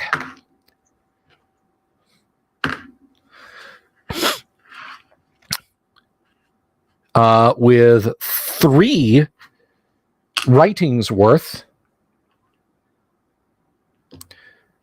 If you wish to purchase it, that is. And it is... I actually already, looking at my character sheet, I have ink for to write 2 spells. I had bought it previously. Ah, okay. Well, if you wish to purchase this, it is 400 gold pieces. I will do that. So I'll have 3 more. There you go. Excellent. And to turn our attention over to Turgo, 6,000 gold pieces to train, which will take you a week. Yeah, sorry. I was 5th level, so it's going to take me 7,500. 75. So it'll be, your guild fees and dues. Right. All right. I write a similar check as Abner wrote from the Bank of Greyhawk and paid to the fine individuals at the Thieves, the Workers Guild. Yeah, the master of the Thieves Guild looks at it and hands it back and says, "In the gods we trust, all others pay cash." So however otherwise you wish to, if this was a really good Thieves Guild, they just say, "Oh no, we already have your money." Right. Well, it's about to be a really good Thieves Guild when I take control of it. Is another story. Cheeky. All right. Do you want to roll your hit points, or should I? I've given it to you the last 2 times, and they weren't particularly good. So I'm hoping for better, just based on law of averages. All right. Hey, look at that! You got a 6. Oh, sweet, perfect. There you go. You were due. And that's what I needed. All right, beautiful. I'd like to pick up proficiency in a hand axe as well, wielding it in my offhand. Okay. As part of my little training or whatever, and I'd like to buy one of those. Is hand axe available as a weapon for thieves? I think it is. I believe so. That would be a pretty novice mistake if it weren't, and if it's not, then that would be a dagger, obviously. Let me go up here. My apologies.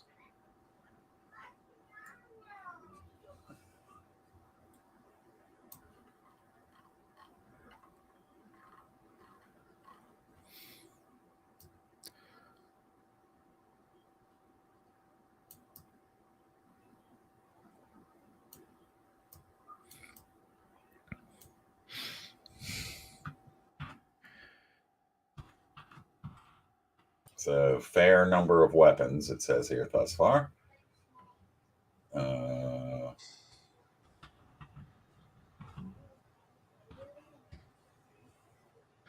Proficiency. Let's see. That's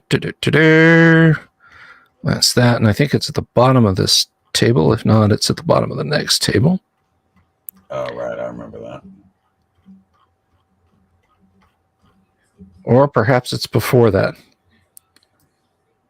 While they're training, I mean, that's a good solid week of training on their behalf. Is there anything in particular that Outlier wishes to do? Anything specific? I am broke completely and utterly. So all I will do is beg leave to bunk with the followers, hope my friends can throw a few gold my way to keep me alive for the week. And otherwise, there ain't a damn thing I can do except for maybe sit there and stare at the potion master as our alchemist as he works. All right. Well, we apologize that we don't have anything for him, and at least at the moment. And, you're paying me anyway. So. Oh, thieves. Let's see. Your weapons are club, dagger, dart, sling, and sword. So no hand axe. So it'll have to be dagger. Right. Dagger. Thank you.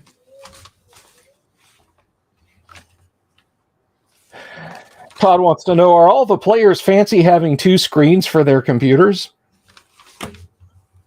I'm lucky to have this one. I have 3 set up right now, only because I needed one that I could look at directly, and that's just the laptop behind the dual monitors. Because otherwise I'm looking at like this the whole time, and not very engaging and entertaining. I had ages ago, I borrowed a second monitor from someone to use to help me with school, to have textbooks open and school website open and not have to constantly alt tab back and forth. And the secondary monitor was just an old Dell 17-inch flat panel monitor. You would never want to get it. It's like a 2007 era square aspect ratio, but I fell in love with the concept of 2 monitors, and I never want to go back. I would love that, but I have yet to have a laptop that'll do that. So, right. Well, you can split the screen between the laptop screen and a secondary monitor. You can even span them across. But yeah, my work has always required a couple screens. I've had up to 4. I have limited real estate, old antique desk here, and everything around me. So I have a laptop in front of me. That's what I got. Yeah, I use a secretary, so that's the same thing. Yeah. Wenger wants to know, thieves not allowed whip for strangle, entangle, and trip. I don't know. It's an unsubtle thing. I mean, a garrote or just a good length of rope. Yeah, I think that's whip was introduced in Unearth the Canner or something further. Yes. So the week goes by, and despite my orange die getting close a couple of times, nothing interesting happens. So the week in Greyhawk passes, and you know what? The men at arms, they treat you decently enough. They keep you fed, keep got a warm bunk for you and a roof over your head. I got Abner tossed me a little money, so I won't starve. I will enjoy getting not drunk, but moderately inebriated, probably 10 out of the 14 days. Sure. Well, with your charisma, if you go out with a men-at-arms, you're not buying too many drinks yourself. Awesome. Then I will change that to getting quite very drunk then. All right. So there are many nights when you have 3 extra hit points, but you're at -7 dexterity and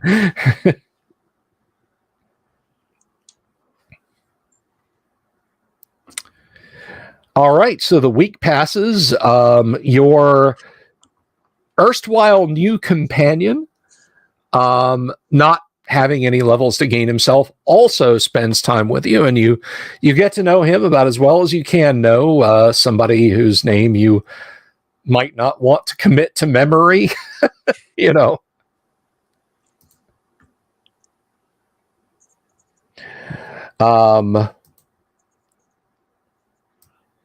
Abner, you've you got your you've got your sheepskin there with your certification on it, and you went to 5th level, yes? Yes, I'm a thaumaturgist. Yeah, that's right. You're a thaumaturgist, and Turgo, you went to 7th level, 6th level. 6. You went to 6th level, so I think you're no, that's the 6th level paladin. You're a guardian. not I'm a filthy cut purse rogue footpad thief. Yeah. I'll have words with anyone who says otherwise. Yeah, you are a filcher. You are that sounds perfect. Yes. Just I'm not going to tell you what filching is, but I do it really well. Right. And at 6th level, let's have a quick gander at something. This is oft overlooked by the first edition AD&D newbie or aficionado, but you are rapidly approaching the point when, guess what? You can utilize magic scrolls in a pinch. Ah, yes.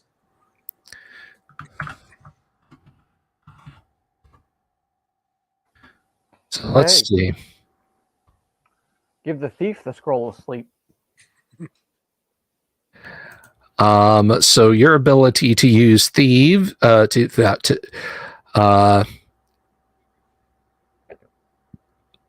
no, that's not for a while yet. I'm sorry. That's at 10th level. You can use scrolls of all sorts, excluding those of clerical, but not druidic nature. Right. And there's a 25% chance you'll botch. And with magic spells, scrolls can be mispronounced when uttered, so that there is an increasing chance per level of the spell that it will be the reverse of its intent. Although opposite magic missile, I don't know what that would do. Unmagic missile, not magic. Totally ordinary missile. Yeah. Better cast shield.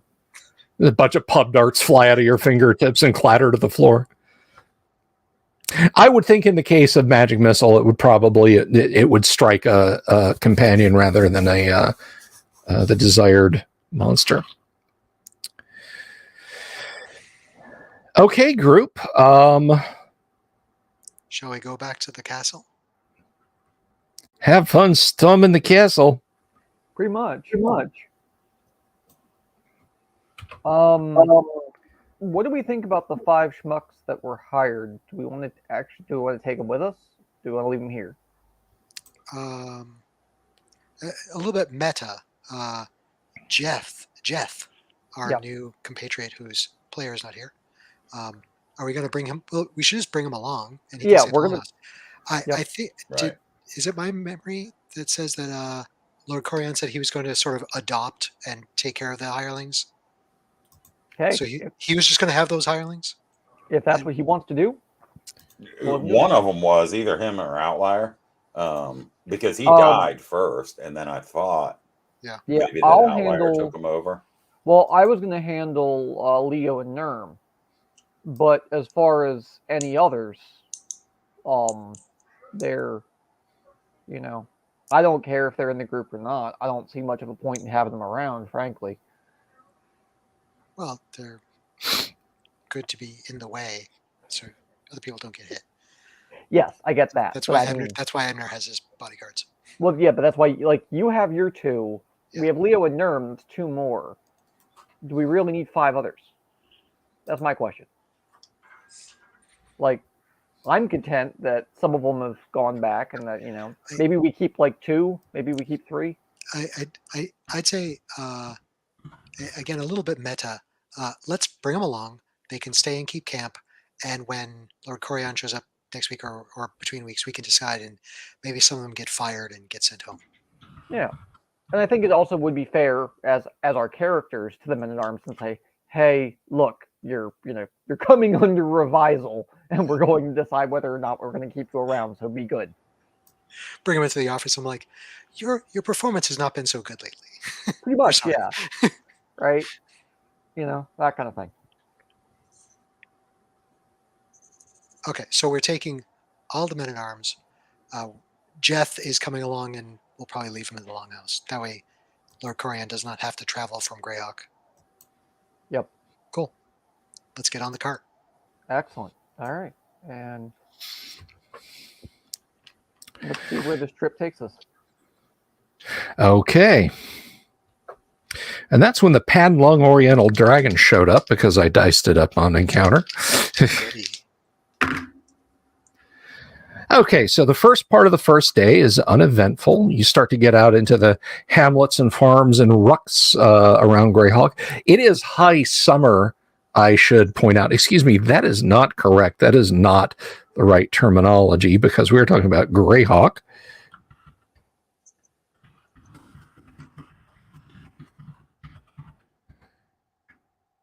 Let's see. It is, in fact, Harvester. You are in well, I don't think you're that far along. You're more like reaping has just started.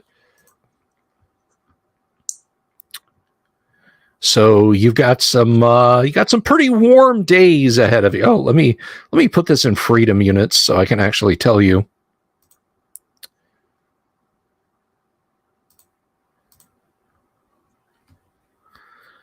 So yes, as you are in reaping, you're having days as high as the upper 80s. So it is warm.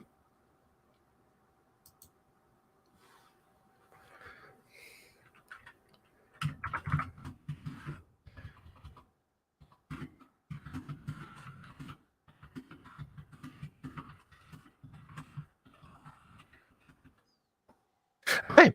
As I said, nothing.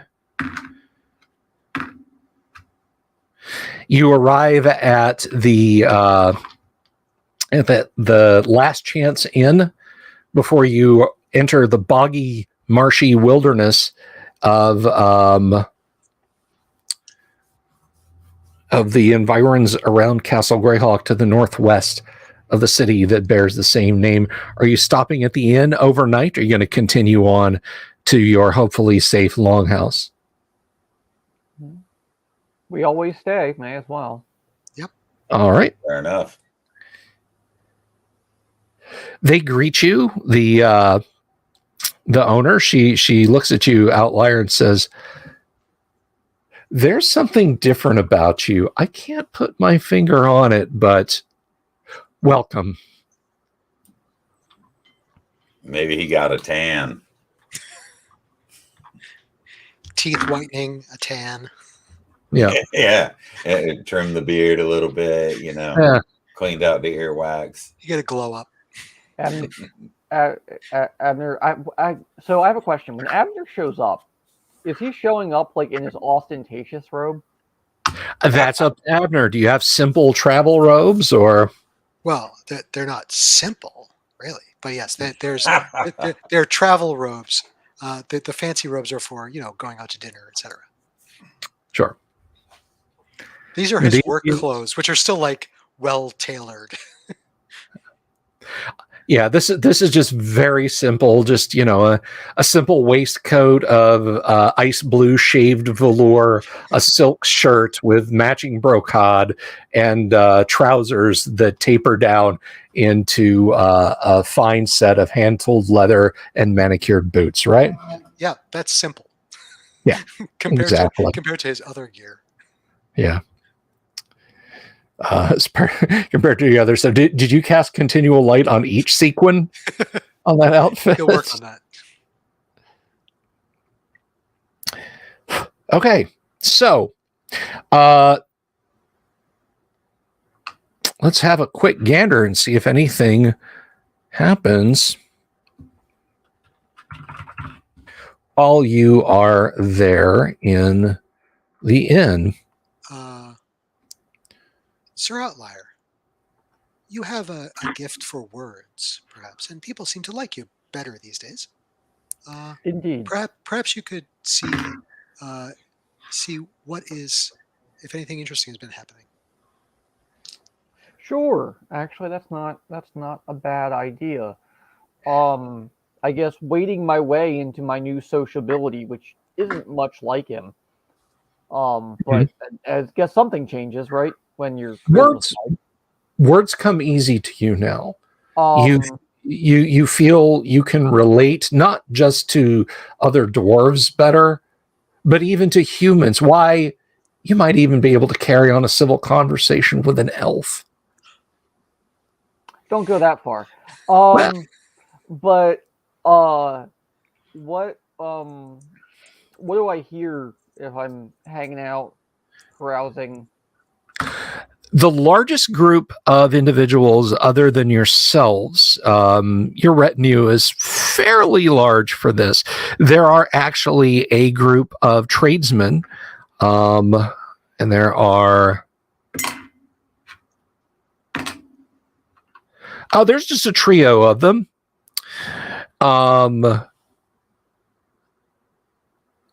They just, they're valuable workers. They could work in ironmongery or something like that. But they tell you that things have actually been fairly quiet between here and Verbabonk.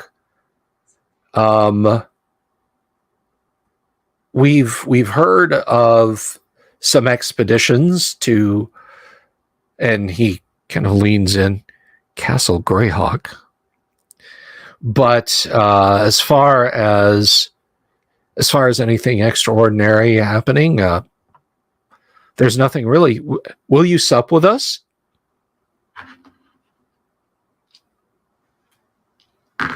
They Sorry, I was on mute. No, that's okay. They have a trencher brought for you. They have a roast, a joint of roast meat on the table and cut you off a generous portion. I rolled a 99 on their reaction roll, which when you couple your charisma with that, they're hanging on every word you say. Like, it's like, I don't know if you have these up where you are. This is like going to Sonny's.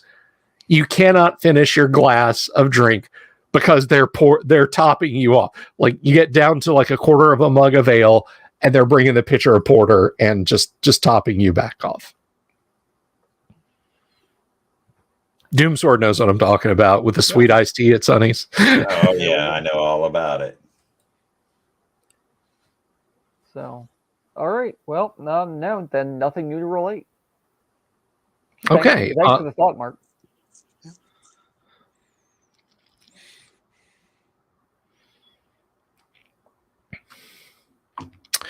Okay, so you spend the rest of the night in relative comfort, and at dawn, I'm guessing you're heading out towards your little neck of the woods out by Castle Greyhawk. Mm-hmm. Now we start rolling D10s. Yep.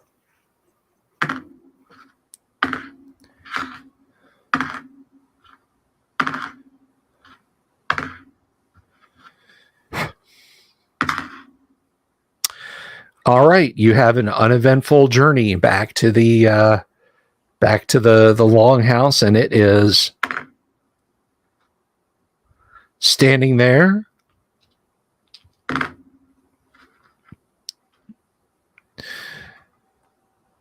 It sprouts 2 chicken legs and runs away. Yeah.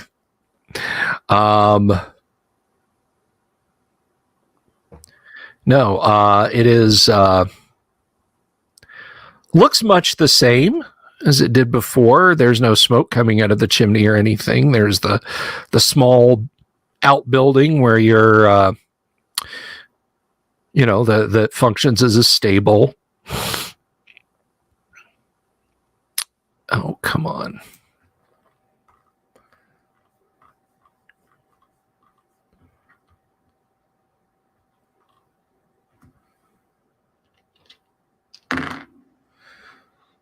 Are you guys approaching it, or?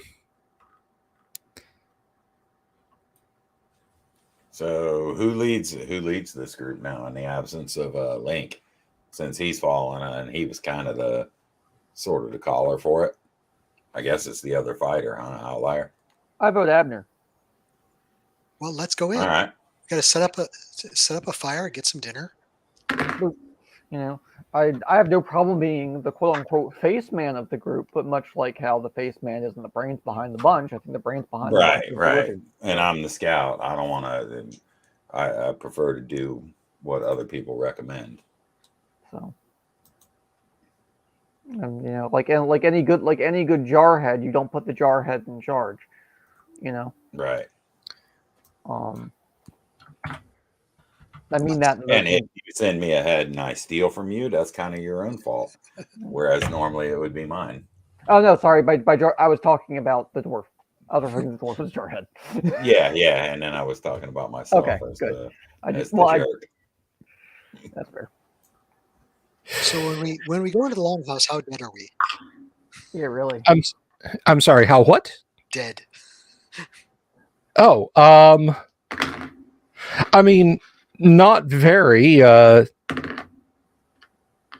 lot of dice rolling for not very dead. That's okay. It's just filled with green slime while we were gone.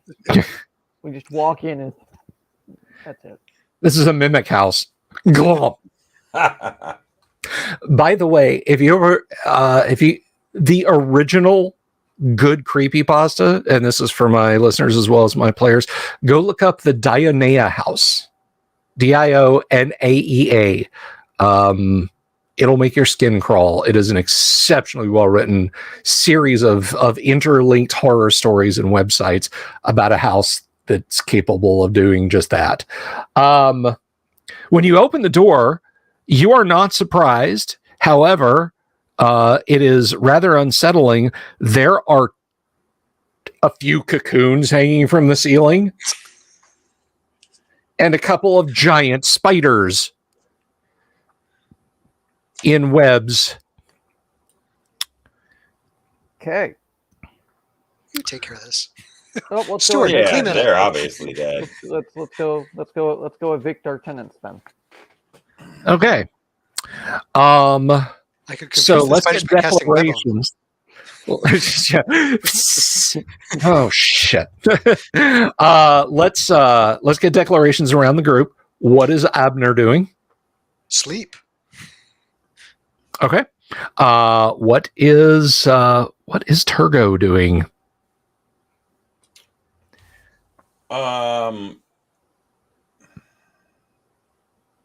Yeah, I'm not gonna do anything. I'm gonna let Abner cast this spell. Okay. And finally, what is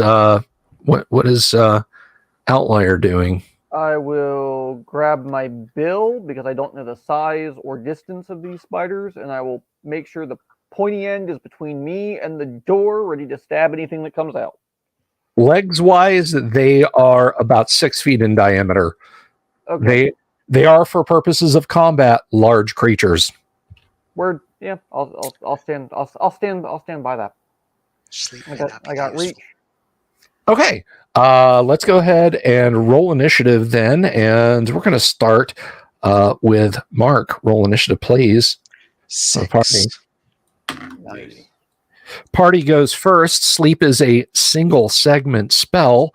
There is no missile fire.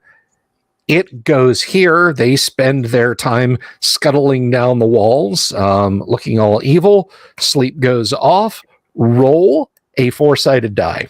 Yep. 2. It does not affect them. They are not swayed. Damn it. So the longhouse is big enough that coming out of the corner, they did have to move up. They are at the door, so you may attack them, Outlier, if you wish. Yep. Well, I did choose a reach weapon, so I'll take it. Question. Yes, sir. 16 for a third level fighter gets me a Satco of 2. Or sorry. So does a 2 hit? No, a 2 will not hit. No. Sorry. Armor class of 2. Yes, armor class. Say, you ain't that bad. No. Yes, yeah, no. That will absolutely hit you. You hit him. That's 10 points of damage then.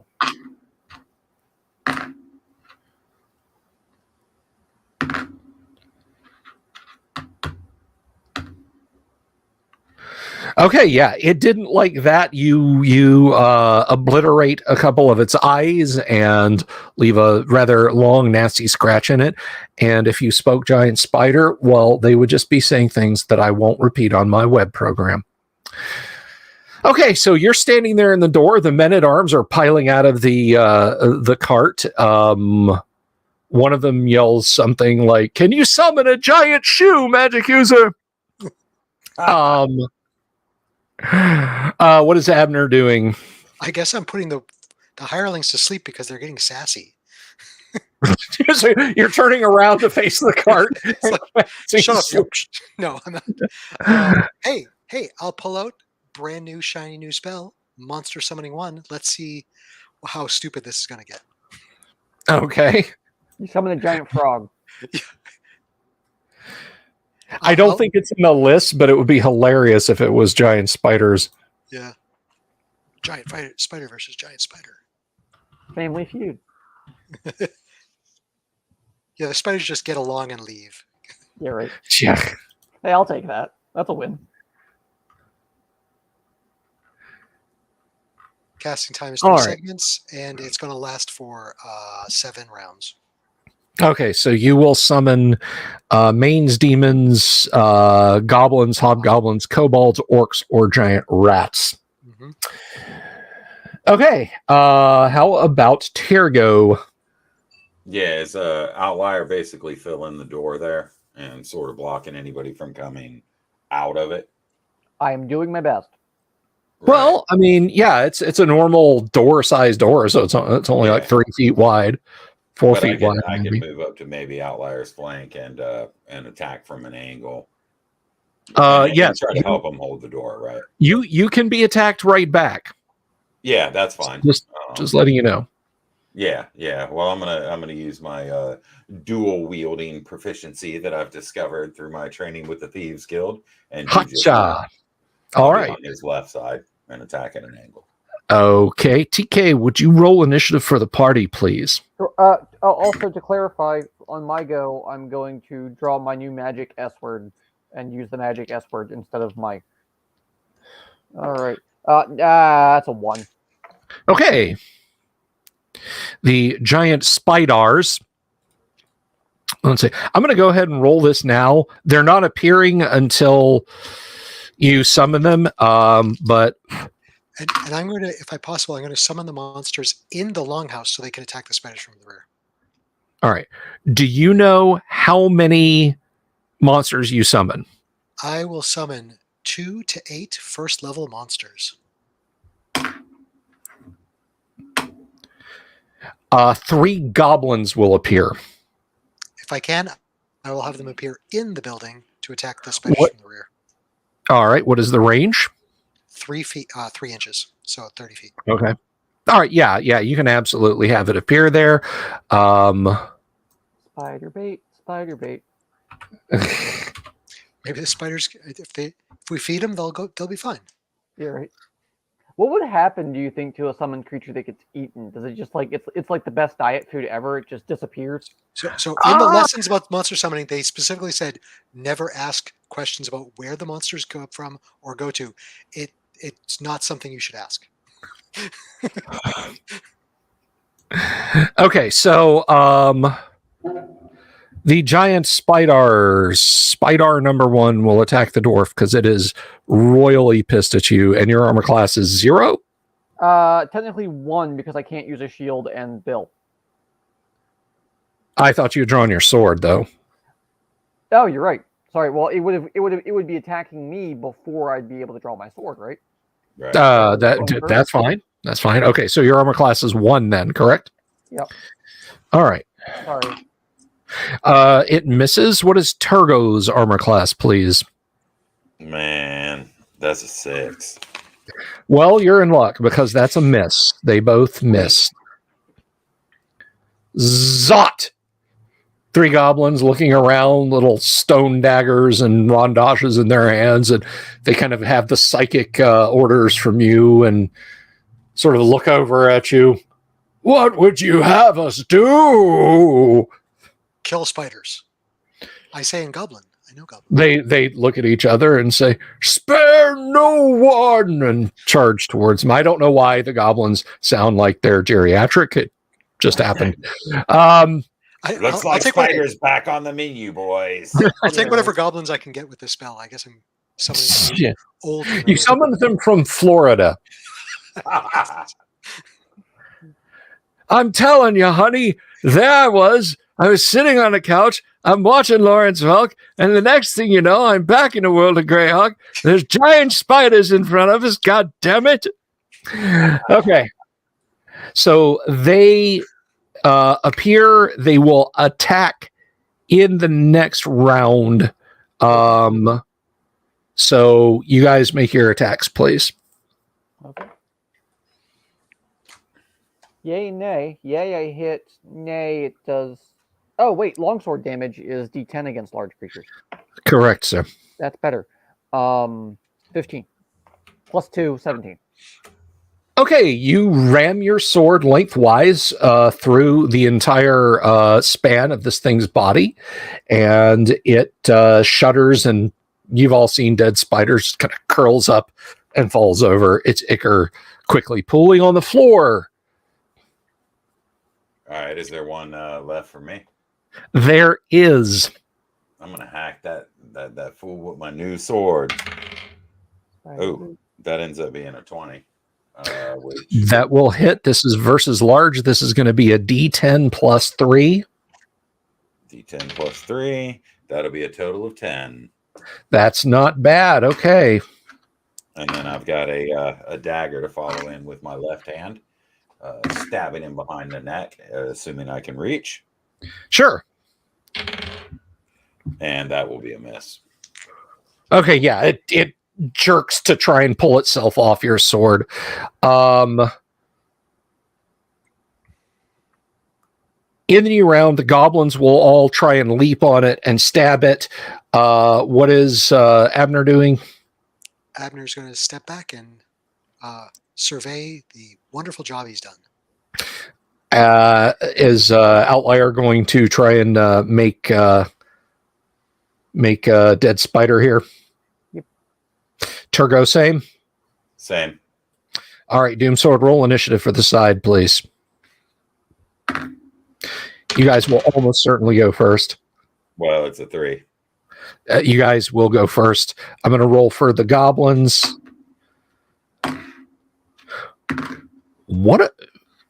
That might be a trio of hits. This thing's armor class 4. Let's see. For the next 5 minutes. After they're finished fighting, it says that I can put them to other tasks, so I'll have them clean up. As long as the spell lasts. Yeah. One of them does land a blow, and for goblins, it is. Wow, yeah, I mean, he lunges in and just you see one of the goblins like jump up on the back of the spider and stab it repeatedly, and there's yellow green ichor spraying everywhere, and it's lashing out with a couple of legs trying to get him, but it will. Let's see. It has a target-rich environment. It is kind of dim, and it's just been attacked from the rear, so it is going to try and get that goblin. And Yes, it seizes the goblin in its front claws and sinks its venomous fangs into him. Oh my gosh! This little goblin is thrashing in the thing's grasp. Sorry, but better the goblin than Turgo. Plunges its fangs into him. The goblin shoves them backwards, just holding it back with one of his hands, and looks over and vomits copiously on the floor, but continues to try and stab it. I rolled a 19 for his save versus poison. God bless him. Good for him.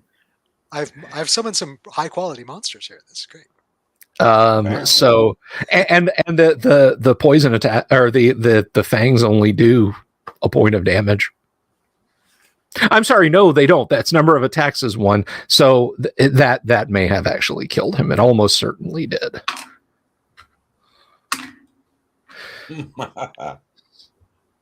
So it did. The vomiting was blood. It did not. It did not. He is bleeding copiously, but he is still alive and he is still fighting this thing. Declarations for the new round. What is Abner doing other than in the back shaking fabulous pom-poms, yelling, "Go, yeah. Monsters, go, monsters, He's go." taking notes. This worked much better than he expected. He's taking notes. Okay. What is Turgo doing? Fighting. And how about Outlier? Apply sword to problem. Okay, I think we're back around. Mark, roll initiative, please. 3. The giant spider will go first. It is really disappointed that it did not kill this goblin. So it is going to try to again. It hits him again.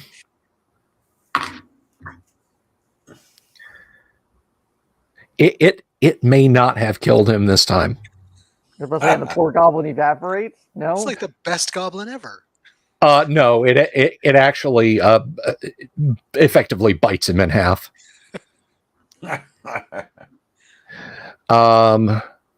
So that's the end of the spider's attack. The goblins are attacking heroically but uselessly at his feet because they're slipping in the spider ichor, which is now formed like a 5-foot pool, and their friend's viscera. Do your thing, guys. I miss. All right. Well, I'll try to hit then.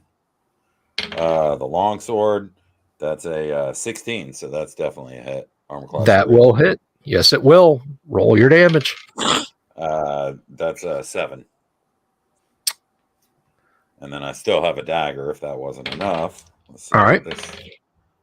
Ooh, that ends up being a 15, which will also be a hit. That will hit, yes. Does it hit armor class 4? Exactly. For a thief. That's the question. Exactly. Okay. All right. So yeah, it's an unfortunate 1. Okay, so 1, and then you just did how much on that with the sword? Yeah, I did 7 plus 1.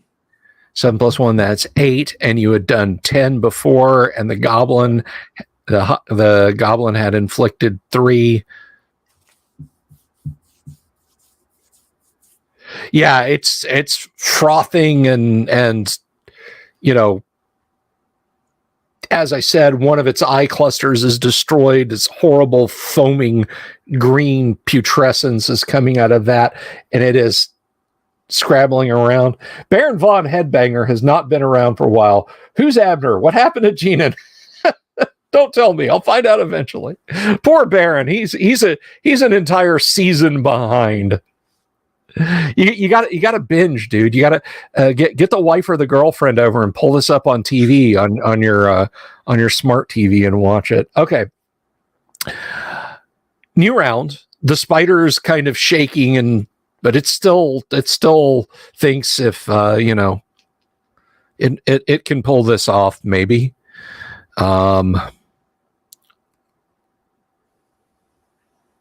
Something. It has eggs to defend, I guess. I don't know. Okay, I know what it's going to do in the next round. So, Abner, what are you doing? Staying out of trouble. He's watching these good men do their work. Not much of an adventurer, are you? What is the duration on that summon monster, by the way? It's 2 plus 1 per level, so that's 7 rounds. And it's been 3 now, so you got 4 more rounds of Goblin Mayhem. How about Turgo continuing to instabulate? Yes, please. Okay. And finally, I'm guessing Outlier is going to try and make Spider Souffle. Yep, I will apply sword. Okay, roll initiative, please, then, if you would. 6. Party goes first. It's dead. All right. It kind of shudders and staggers backwards, bumping into the 2 goblins, who immediately thrust their daggers into it repeatedly, and are like, "We killed it! We killed it! Yay! We killed it! Woo! We killed it! Woo! Kill giants, goblins! Our master! Good job, goblins! Job See goblins, not to be confused with hobgoblins. They're joblins. That's what they're joblins. Part-time goblins.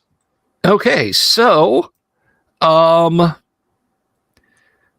you've got the corpses of 2 giant spiders, webs everywhere, cocoons stuck to the ceiling.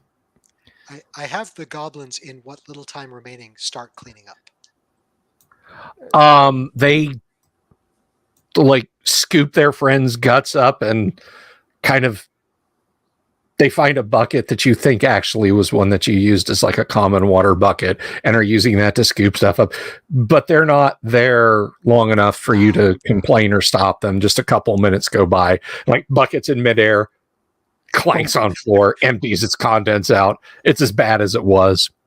Then I get my valet to help. Stuart, go set up the room. And he's like, Yeah. He's like Hasgill in Shivering Isles. And we'll get the mercenaries and I guess I'd like to run around and cut through those webs, I'm more worried about the cocoons in case they contain things. Right. Yeah. That's what I'm looking at. Yeah, the smell in here is unbelievably bad. Maybe I should have cast Fireball in here to clean things up. Nothing a fireball wouldn't have cared if we had a wizard who could cast it. So near as you can tell, it looks like because the corpses, despite being mostly drained and there's some putrefaction and liquefaction of the contents of the skin that's there, these appear to be it looks like they got up to some bugbears. There's a group of bugbears that they ran afoul, and if the dried up husks in the floors and so on, this started out as more than 2 giant spiders. But yeah, so 6 dead bugbears, and now more than a few dead giant spiders.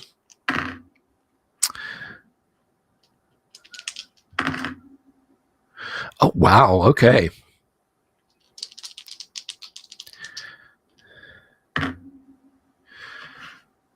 Let me see here.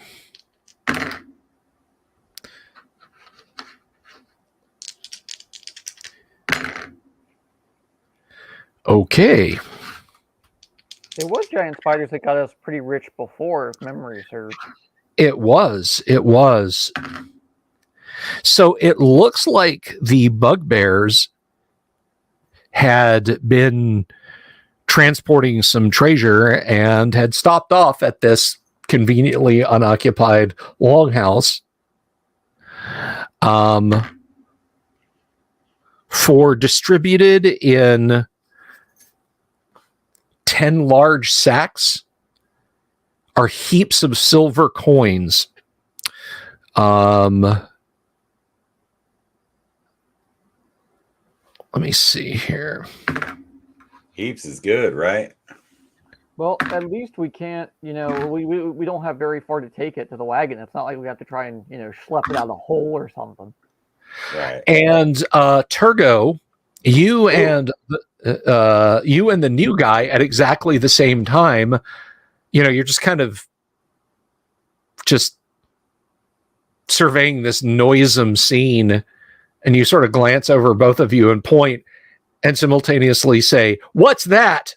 Because there's a leather bag hanging in the webbing that it's like a tooled leather bag of some kind. I turn to the new guy and I say, "No one will miss you. Trust me. Stay where you are." Okay. Does my sort of counting alert me to anything as well? Oh yeah, that's right. Yeah, your sword, because you guys both have swords that detect gems and what kind. They're both like blaring in your heads. So yes, there are gems. So what do we got for gems? Let's see. The old gem valuator, which is very difficult to emulate in software, I should point out. So how much silver did we get? 5,000 silver. Nice. Which sounds a lot, but I think that's like 400 gold.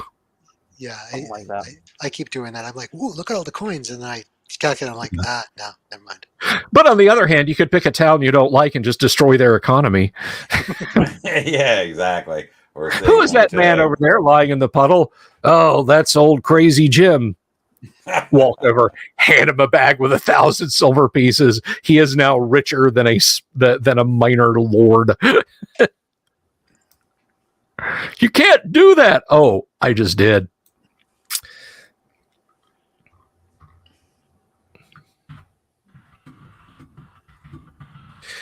Find the old gem valuator. Okay, so You get all of the orphans and homeless kids together, and you give every single one of them 20 silver. And from now until the end of time, they will be loyal to you. yeah, that'll do it. You needed like a Discord bot for that gem calculator, that would be pretty sweet. I have contemplated such a thing. Just fire back up DOS. It'll be fine. Let's see. So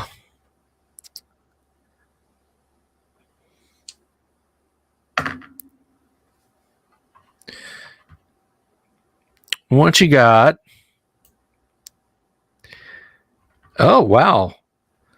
We have had a gem explode. Okay, Yeah, so you want to go back to Greyhawk and level? Yeah, we're gonna go right. yeah, That's exactly. what it seems like. What are we doing, my lord? Going back to the city. Don't you see this as $100,000 staff or 100,000 gold star sapphire necklace? It's this one gem this big. Right. It's like, but we're going back. But march. Yeah, so one of them is an absolutely flawless cut lapis lazuli that is worth 50 gold pieces. Wait, do your swords tell you the values? No, they just tell you what kind. Okay, that's a gimme. So, yes, there's a piece of lapis lazuli. The other one stays at its base value. His sentient sword might, because mine's not. Because his has like its own ego score and stuff. Yeah. The other is a 50 gold piece value bloodstone. And the third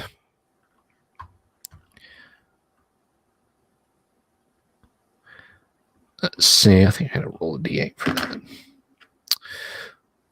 The third is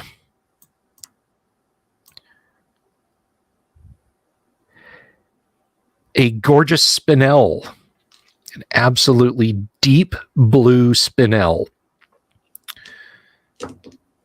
So you have, let me see here, in terms of coin. Well, That doesn't sound like enough to level, though. Yeah, that's 250 gold worth of silver, and then gems. One of which you just happen to know is worth 50 gold pieces. The others, there's no telling. And a mysterious bag that only Turgo and Jeth know about. Well, Jeff that's what the lives. gems were in. That's what the okay. gems were in. Okay, gotcha. Yeah, I guess I'll let him live then. Sorry, Lord Corian, we had to kill your character off. Yeah, we found this bag of stuff, and we didn't want you to know about it. He knew too much. Your character knew too much.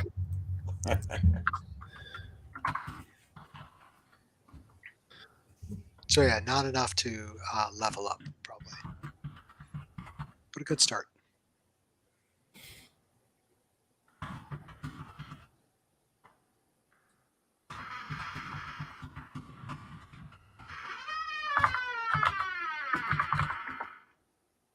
I like the dramatic door creak. Yeah, that's Zeus. In the end. Okay. Getting the smell out of here is, I mean, it's hot. You know, it's summer. There's the good news is there were no flies, right? Because they're giant spiders. The bad news is that won't last for long. Yeah, no flies, no mice. All just yeah. One of the men at arms opines, you know, as long as we were cautious about it, we could just burn the webs down. I think that we should do that. Did we ever deal with the mains that was down in the basement? no. I believe we can now. Also, I'm going to proceed to wall up the first person to suggest that with a pickaxe handle. To suggest you burn the webs down? Yes. Yeah, that was one of Abner's bodyguards. Nice. Sorry, Don't Abner. touch him. Nope. Nope.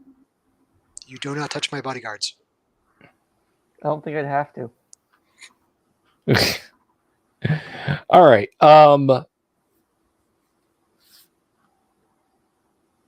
What do you guys wish to do? Do we want to deal with the mains while hirelings and Jeff do some spring cleaning? Yeah, let's get down in that basement. Maybe there's something down in there, you know. It was kind of collapsed over when we went in before, and it was kind of dangerous and whatnot. And then we got down in there, and the demon came out. We had no weapons capable of defeating it, and now we have those weapons. And now you have those weapons. I thought you guys had killed that thing. You'd found out how to dispose of it, but I could be wrong. We never. I don't. Yeah, I don't think we ever went back. Been the only thing that would have done damage to it. I can't We were remember if scared. I know there was a case where you guys did bump into some mains as a random encounter, and this was a long time ago. James dealt with them like a boss. Yes, it was quite the fight to see, using holy water as a melee weapon, splashing it on the mains and killing them. He did that to Shadows as well. Yeah. Yes. In that urn room. Oh no, that's what I was thinking of. Yeah. He holy watered the Shadows to death, or to back to the negative plane because they were never alive. All right. So yeah, the men at arms. Basically, they melt and remove all the webs and whatnot. They don't want to sleep around the dead bodies any more than you guys do. They're throwing open windows and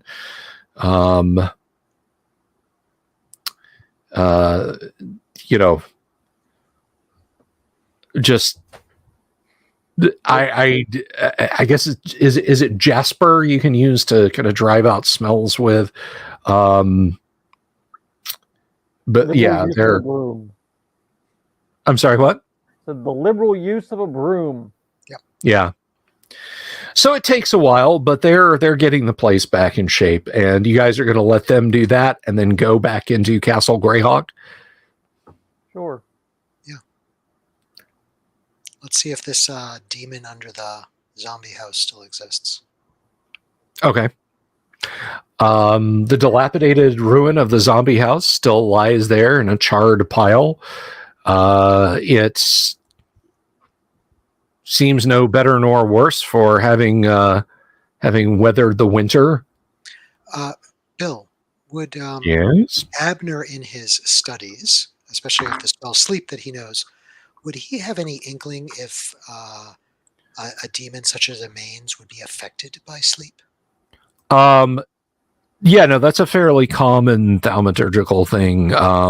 Yeah, demons, devils, that sort of thing, unaffected by sleep. I didn't want to touch the book, so that's fine. That is something you would be aware of. So, gentlemen, if we go in there, mainly on you with your swords, I could cast a web to entangle the Mains, perhaps. But everything else I'm set for. I've summoned goblins already. I can't do that again today. And sleep, which I've prepared to cast, is not of any use to them. Well, and our warrior outlier is also a priest, and a strong one at that. But yeah. I'm not going to turn a demon. The only thing I'm going to do with a demon is drive a sword through its head. Yeah. Yes, but you can protect us from his evil, perhaps. But DM. Here's a big question for Outlier. What do I recognize about the stability of this structure? Because last time I was here, I was pretty certain it was unstable and prone to collapse. It hasn't gotten any better. Has it gotten any worse is the question. Frost, snow, wind, rain blowing on it? Yeah, you guesstimate it probably has. Then I will bid you good luck, hand you the magic sword. You can dual wield them all you want, and my butt is not going down there. I am not being buried alive. Buried alive. Can't hear you, Doomsword. Thank you. If you're not going down there, I'm not going down there either. Yeah. Well, let me put it this way. If that Mains comes out here and starts bothering people out here, that's different. But fair enough. And it is not, I don't think it's worth it to us to run the risk of getting collapsed in on like that. He can't soften earth and stone, or at least I've never seen him do it. I can't walk through walls. You may become smoke once, but let's see you do it again. Right? No, right. I would need some sort of etherealness or something like that in order to make that happen. The only thing that I can say, if we have an escape plan, say, I don't know, an oil of etherealness as an example, I'd be willing to go down there and just in case something happens. Right? Yeah, the curious part of me wonders what treasure lies within. But if avarice and greed aren't your thing, then let us go somewhere else. I'm happy for that, but I also don't want it to come down on my head. Do you know how many family members I've lost to live burial? Probably several. Okay, I would assume. So it's a justifiable concern. Fair enough. Okay, so then at that point, if there is an oil of etherealness or a potion of gaseous cloud or whatever, yeah, okay, cool. Remember, I wasn't here for the identification part. I wasn't paying attention. Okay, so there we go. So what we know about the potion, however, or oil, it's not to be ingested.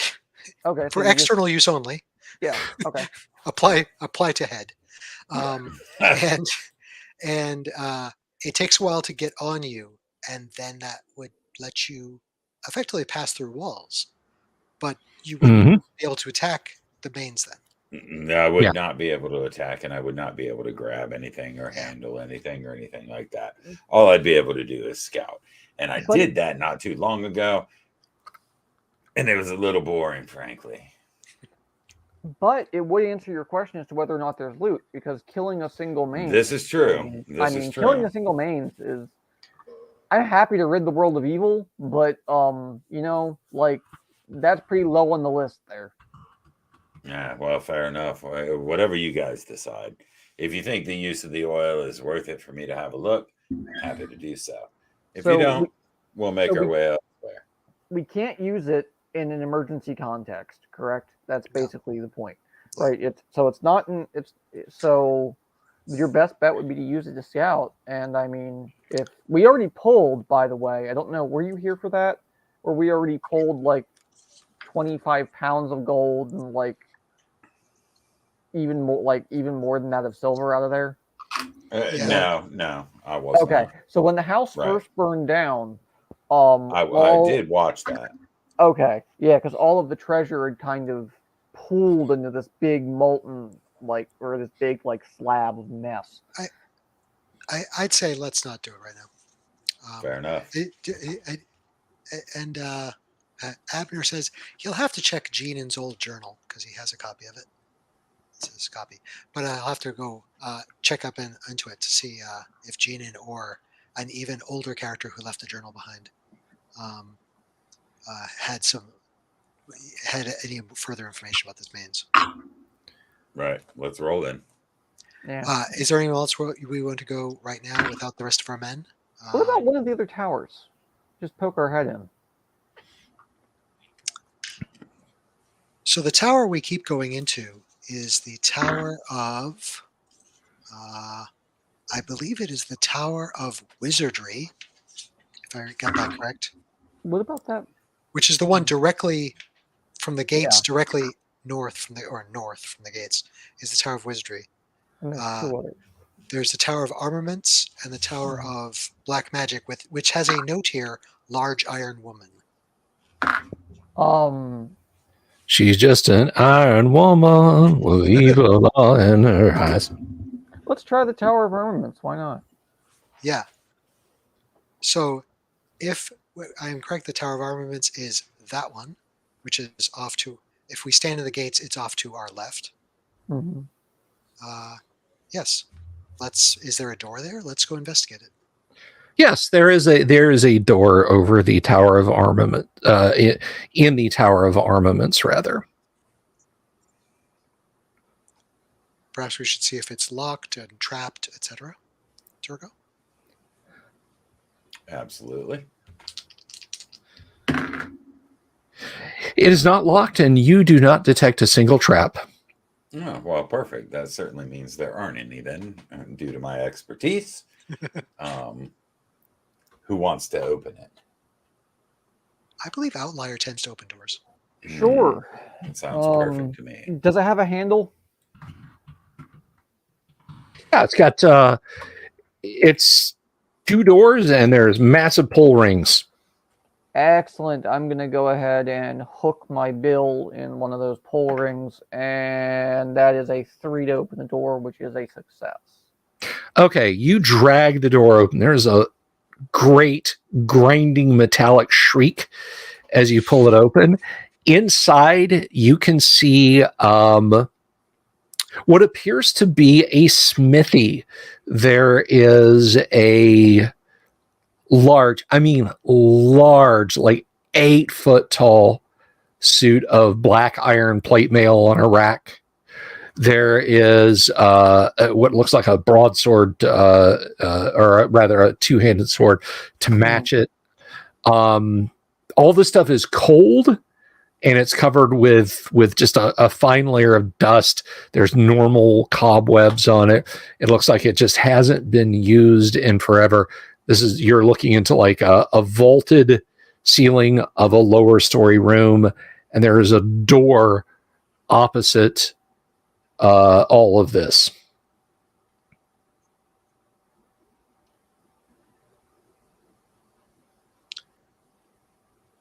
So there's armor and weapons all around us, or just this one suit of armor and one large sword? There are a few normal looking, and I say normal looking, they're spotted with a little bit of tarnish and rust, incomplete weapons, like the metal stock that you would make that you would further grind and work to make sword blades, and so on and etc. Out of it's a little hard to see kind of off to the flanks if there are any other racks with complete items on them, but you can tell there are large shapes inside this great smithy. Shall we go in? May as well. Yeah, we need to search this place as well. I'll hold a torch. In the back. Okay. All right. I'll move silently through the shadows. Okay, you at least think you're not making noise. Thank you. So you guys go in, and the room appears to be perhaps half the diameter of the tower in the overall, so it's fairly broad. Mm-hmm. But then once you get into Castle Greyhawk, distance may have no meaning. But so all around you, you've got these iron, there's tongs, hammers, bellows, buckets and troughs for quenching, and that's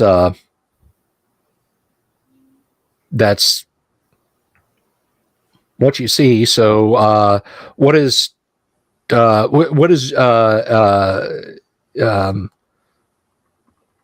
Turgo said he was searching, so you're searching around, but while he's doing that, what is Abner doing? Abner's got his torch in hand. He's just trying to make sure he's shedding light around. Okay. And he's trying to make a little sketch of effectively a little map. Okay. Okay. So you think this is roughly 20, 25 feet diameter, and there's a door in the center rear. Where is Turgo searching at, and what is Outlier doing also? For Turgo, I'd like to kind of move around the perimeter, looking at some of these racks and that sort of thing until I make my way all the way back to where I started. And I'll just follow like the right wall. Okay, and how about Outlier? Sure. Is there anything that immediately jumps out pacing the room as far as slopes, stonework, secret doors of that kind? You don't notice any, no. Okay. Other than that, I will wave the magic sword around, assuming it will alert me if anything obvious of the gold persuasion shows up. Otherwise, that's about it. No alerts from the sword. Its RSS feed is inactive right now. Turgo, you're kind of feeling along the wall, and like everywhere you touch on the wall, like when you bring your hand back, it's sooty. Just as sooty as if you were rubbing lamp black on your hands.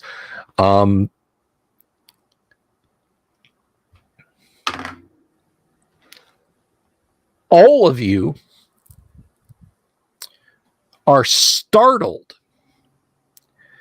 because the great forge fire immediately bursts to life. And it was warm in this tower before because it is summer.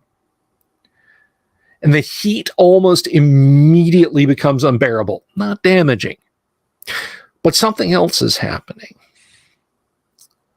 The two great greaves and boots of the suit of black armor on the rack take 2 steps forward off the rack. The chest plate, all that associated armor, hops down and lands on it with a clang. It leans to the right and is as if of its own volition. The pauldron and armor of one arm clangs down onto its right shoulder. It leans to the left grabs the left, and clanks it down, finally picking up the black iron helm and settling it in place. And it then picks up its great sword. So it does that while you guys are surprised. You now see the hammers and tongs are starting to work, bringing swords over, heating them up, the bellows compressing, the quenching troughs and buckets have filled. And this thing... I'm sorry, go ahead. Oh, yeah. Is the suit of armor like the blacksmith? Like this is an automaton type of thing? Or is it, does it look like somebody's going to attack us? You have no idea. But it has picked up its two-handed great sword, and it's right. You can hear this kind of grinding of metal as it looks around the room, and it sort of focuses on Outlier.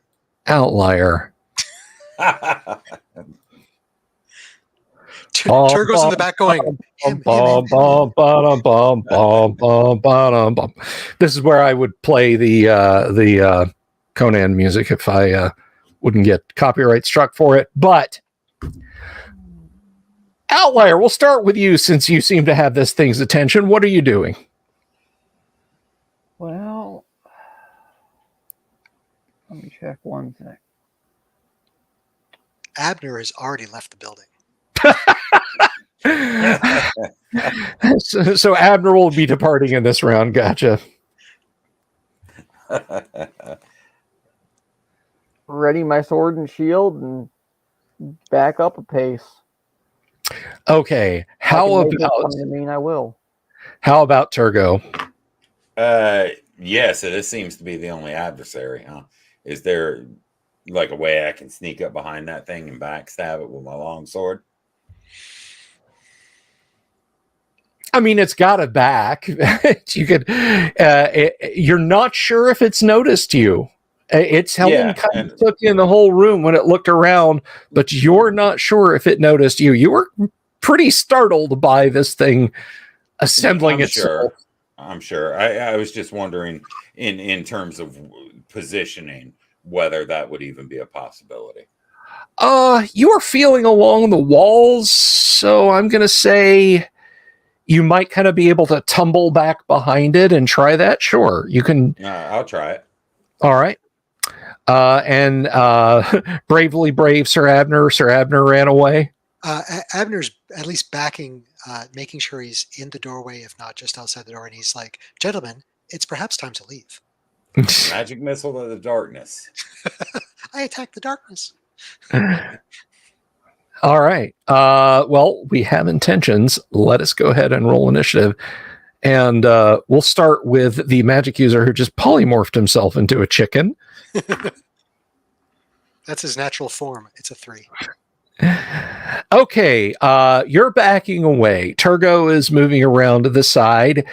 It takes one stride over to the dwarf and raises its great sword. And you may attack it at the same time because it also rolled a 3. This is large. Okay, that's not going to hit. Okay. That, however, will hit you. This is a... you are staggered by a 7-point blow from its great iron sword. Okie dokie. And at this, the pace seems to pick up. Oh, my AC is -1, by the way. I understand.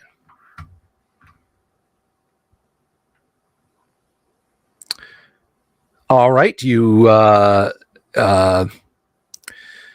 you think you're in position, Turgo. You spent this round kind of flattening yourself against the wall and scooting over there. And indeed, it does have its back to you as it is trying to smash through the dwarf's sword and shield. So in the new round, are you going to be attacking its back? That's my intent, yes. All right. What is Abner doing? If he's outside the door, he's encouraging strongly for his compatriots to leave now. I encourage you to cast web now. That would encase you all. That's a bad idea. But can't you just like encase like the top half of this thing? It's taller than I am. Ooh, that's a good idea. Can I change my plan, or is it too late, Mr. DM? I mean, you're just standing there. You're standing in the door yelling, hey, come over here. So, you're not talking about like, well, I know I said I was climbing halfway up the room, but I changed my, So, I mean, you can yell, hey, come on out of there. Oh, right.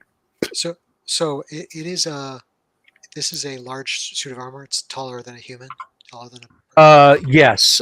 With the helm on, it's about 8 feet tall. It's almost the size of an ogre. Then I will cast a web from one wall to the next at height to entrap its shoulders and its arm. Okay. Is Turgo going to attempt to strike it from the rear? You're muted. Yes. Thank you. And you're going to continue to fight it at in melee there, Outlier? Yep. Time to, instead of retreat, let's just nut up or shut up, right? Doomsword, roll a d6 for initiative.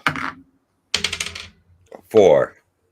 Party will go first. How many segments is web? Is it 2? I believe so. I thought if I can so. flip fast enough. It is 2 segments. Okay. Then your web spell will go first, but not before party melee attacks. Make yours at, I think backstab is +2, or is it +4? It's +4 if it's considered, that I mean, it has a back to you. It's concentrating on the dwarf. It's right. So that'd be +4 +2. So the total plus would be +6, and that will be a 15. Taking that into account, which hits armor class 4. okay.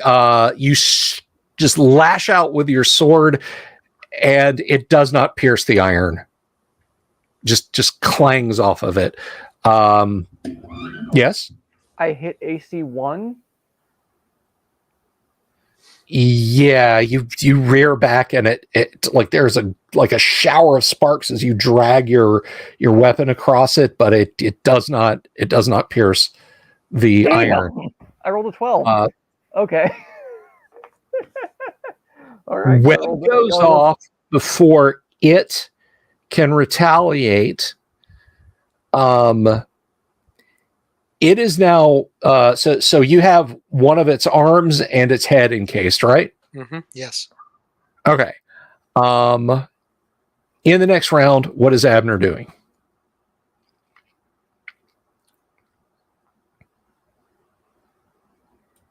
You're muted.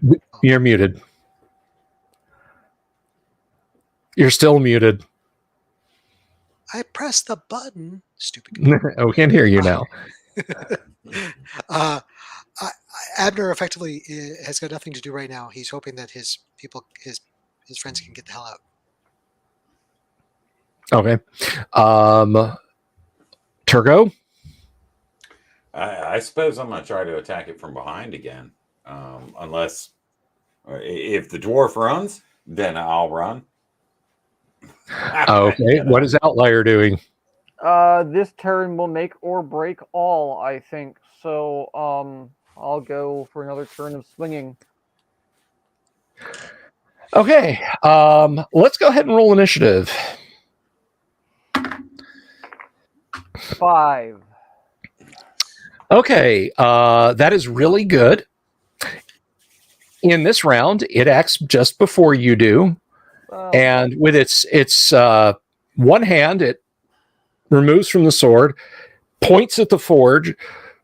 The fire in the forge just blasts upward and immediately sets the webs on fire and burns those away. But that is what it does in this round. So you guys can attack now. Dumb question. Does it take damage from the burning web? You're not sure. I'm just hoping. It's more of a hope than a... Yeah, no, I gotcha. With how bad my rolls are right now, no, I'm pretty sure Outlier's going to retreat. Right. All right. How about it, guys? So you got I'll make my attack. If those, all right. no, that's 3 swings, 3 misses on my part. So no. Do I still get a bonus from behind here? Yeah. I mean, it's again, it's not acknowledging you. Right. All right. Come on, big money. No, negative. Yeah. Again, it just clank, scrape, and outlier. Nope. In the next round, what is Abner doing? You're muted.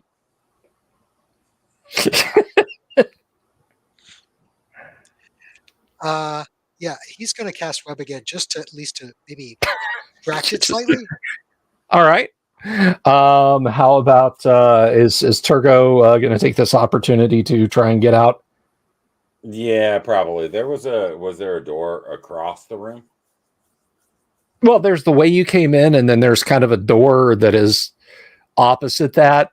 It's not a doorway. It is a door. It is closed. Yeah, right. I suppose I'll back out of the room. Okay. And the cacophony from the armaments and armor quickly being manufactured. You're like watching in real time stuff. If you weren't at least a little bit concerned, Outlier, you would be impressed because you're watching a sword go from like metal stock to at least serviceable in a couple of minutes with this stuff. You also notice, because you're a dwarf and you'll notice these things, the coals in the in the forge fire there are kind of starting to shift. They're starting to like push up and shift a little bit. So just FYI, but Outlier's getting the heck out of there, right? Fighting withdrawal. Fighting withdrawal. Okay. Let's roll initiative, and I think it's whose turn is it? Mark, go ahead. 2. Okay. I'm sorry. Tell me again, Doomsword. You are trying to go through the door behind you, or you're bolting out the entrance? Yeah. No, sorry. Yeah, I'm backing out of the room the way we came in. Right. That's fine. That's fine. Thank you. He's heading towards the wizard and the dwarf. Just had a scene missing there. It will strike at. It will miss. It rears back with its great sword, and it clangs down into the floor. Sparks fly up. As that's happening, and you're making your fighting withdrawal, Turgo is falling back. A wormy serpentine form bursts up out of the forge. It has a long, almost comically long face, but it's sinister in countenance. Its reddish orange snake-like body surmounted by 2 arms clutching a spear. It gazes at you with hot coal orange eyes and says in the common tongue, "Greetings, mortal worms! You wish to play in the forge? I have been summoned to deal with you." So you guys are peacing out. You spend your round falling back to the door. You all recognize that this is a salamander that has come in through the forge, which, let me see. He wants to make his way back into the hallway, then we'll talk. Well, you guys are going outside, Yeah, so we're going out the front door, and we're just going to close the door and see if all the music stops. yeah. So If you had to fight this thing, you've got the weapon for it, at least with the frost brand. Absolutely. Yeah. But you guys have all made it outside now. Next round, what is Abner doing? You're on mute. I'm just going to stop pressing that button. If the doors are being closed, then I will cast Hold Portal to lock them shut while we just leave. Okay. I forgot you had hold portal. Outlier. Cold Portal would be an interesting spell. I'll roll to close the door. Cold Porter would be an even more interesting spell. And finally, Doom Sword. Yeah, I'm just leaving. Okay. Let's go ahead and roll initiative then. And I think we're back up to Mark. I think I just rolled. TK, you rolled this time. Doesn't matter. If I'm rolling, I got a 6. Okay. The party may act first. You may make your door closing attempt. Success. 3. Okay. You put your shoulder against it. Clang. The door is hot to the touch, hotter than it should be from the sun shining on it. I have boots, or I have gloves. It's fine. Okay, so you slam the door. How many segments is Hold Portal? 1 segment. 1 segment. Yeah, you get your spell off before he can trundle over there. You do hear one desultory boom on the inside of the door, and then nothing. It'll only last for 5 minutes, so let's leave. Let's follow Turgo. Turgo's already back at Greyhawk City, I think, by now. We turn around and he just. There's just that comical dust cloud where There's a Turgo-shaped cloud of dust slowly dissipating like the Roadrunner. So, you're heading out of Castle Greyhawk now, yes? hell yeah. Okay. That's all right. it. Well, with your cartoony feet speeding up noises as you nope right the hell out of the courtyard of Castle Greyhawk, leaving the Tower of Armaments behind you, we will call it a night. So, for those of you who tuned in a little bit late, just to recap, just our end of evening highlights. The party did some leveling up in the city of Greyhawk, came back to their longhouse, found that they had a couple of house spiders in it, in that the spiders were the size of houses,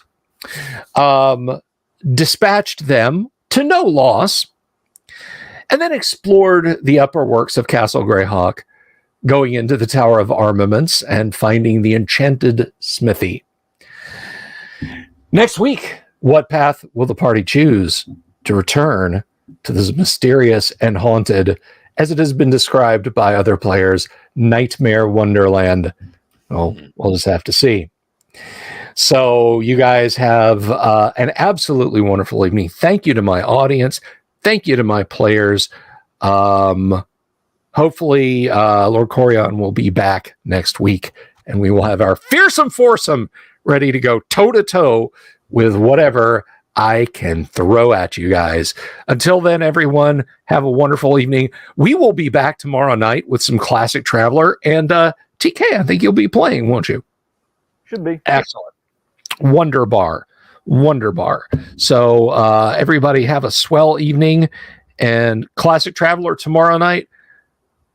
Some just kick back and chill on Thursday night, and then Friday night, Classic Gamma World. Until then, everybody, have a lovely evening. Peace.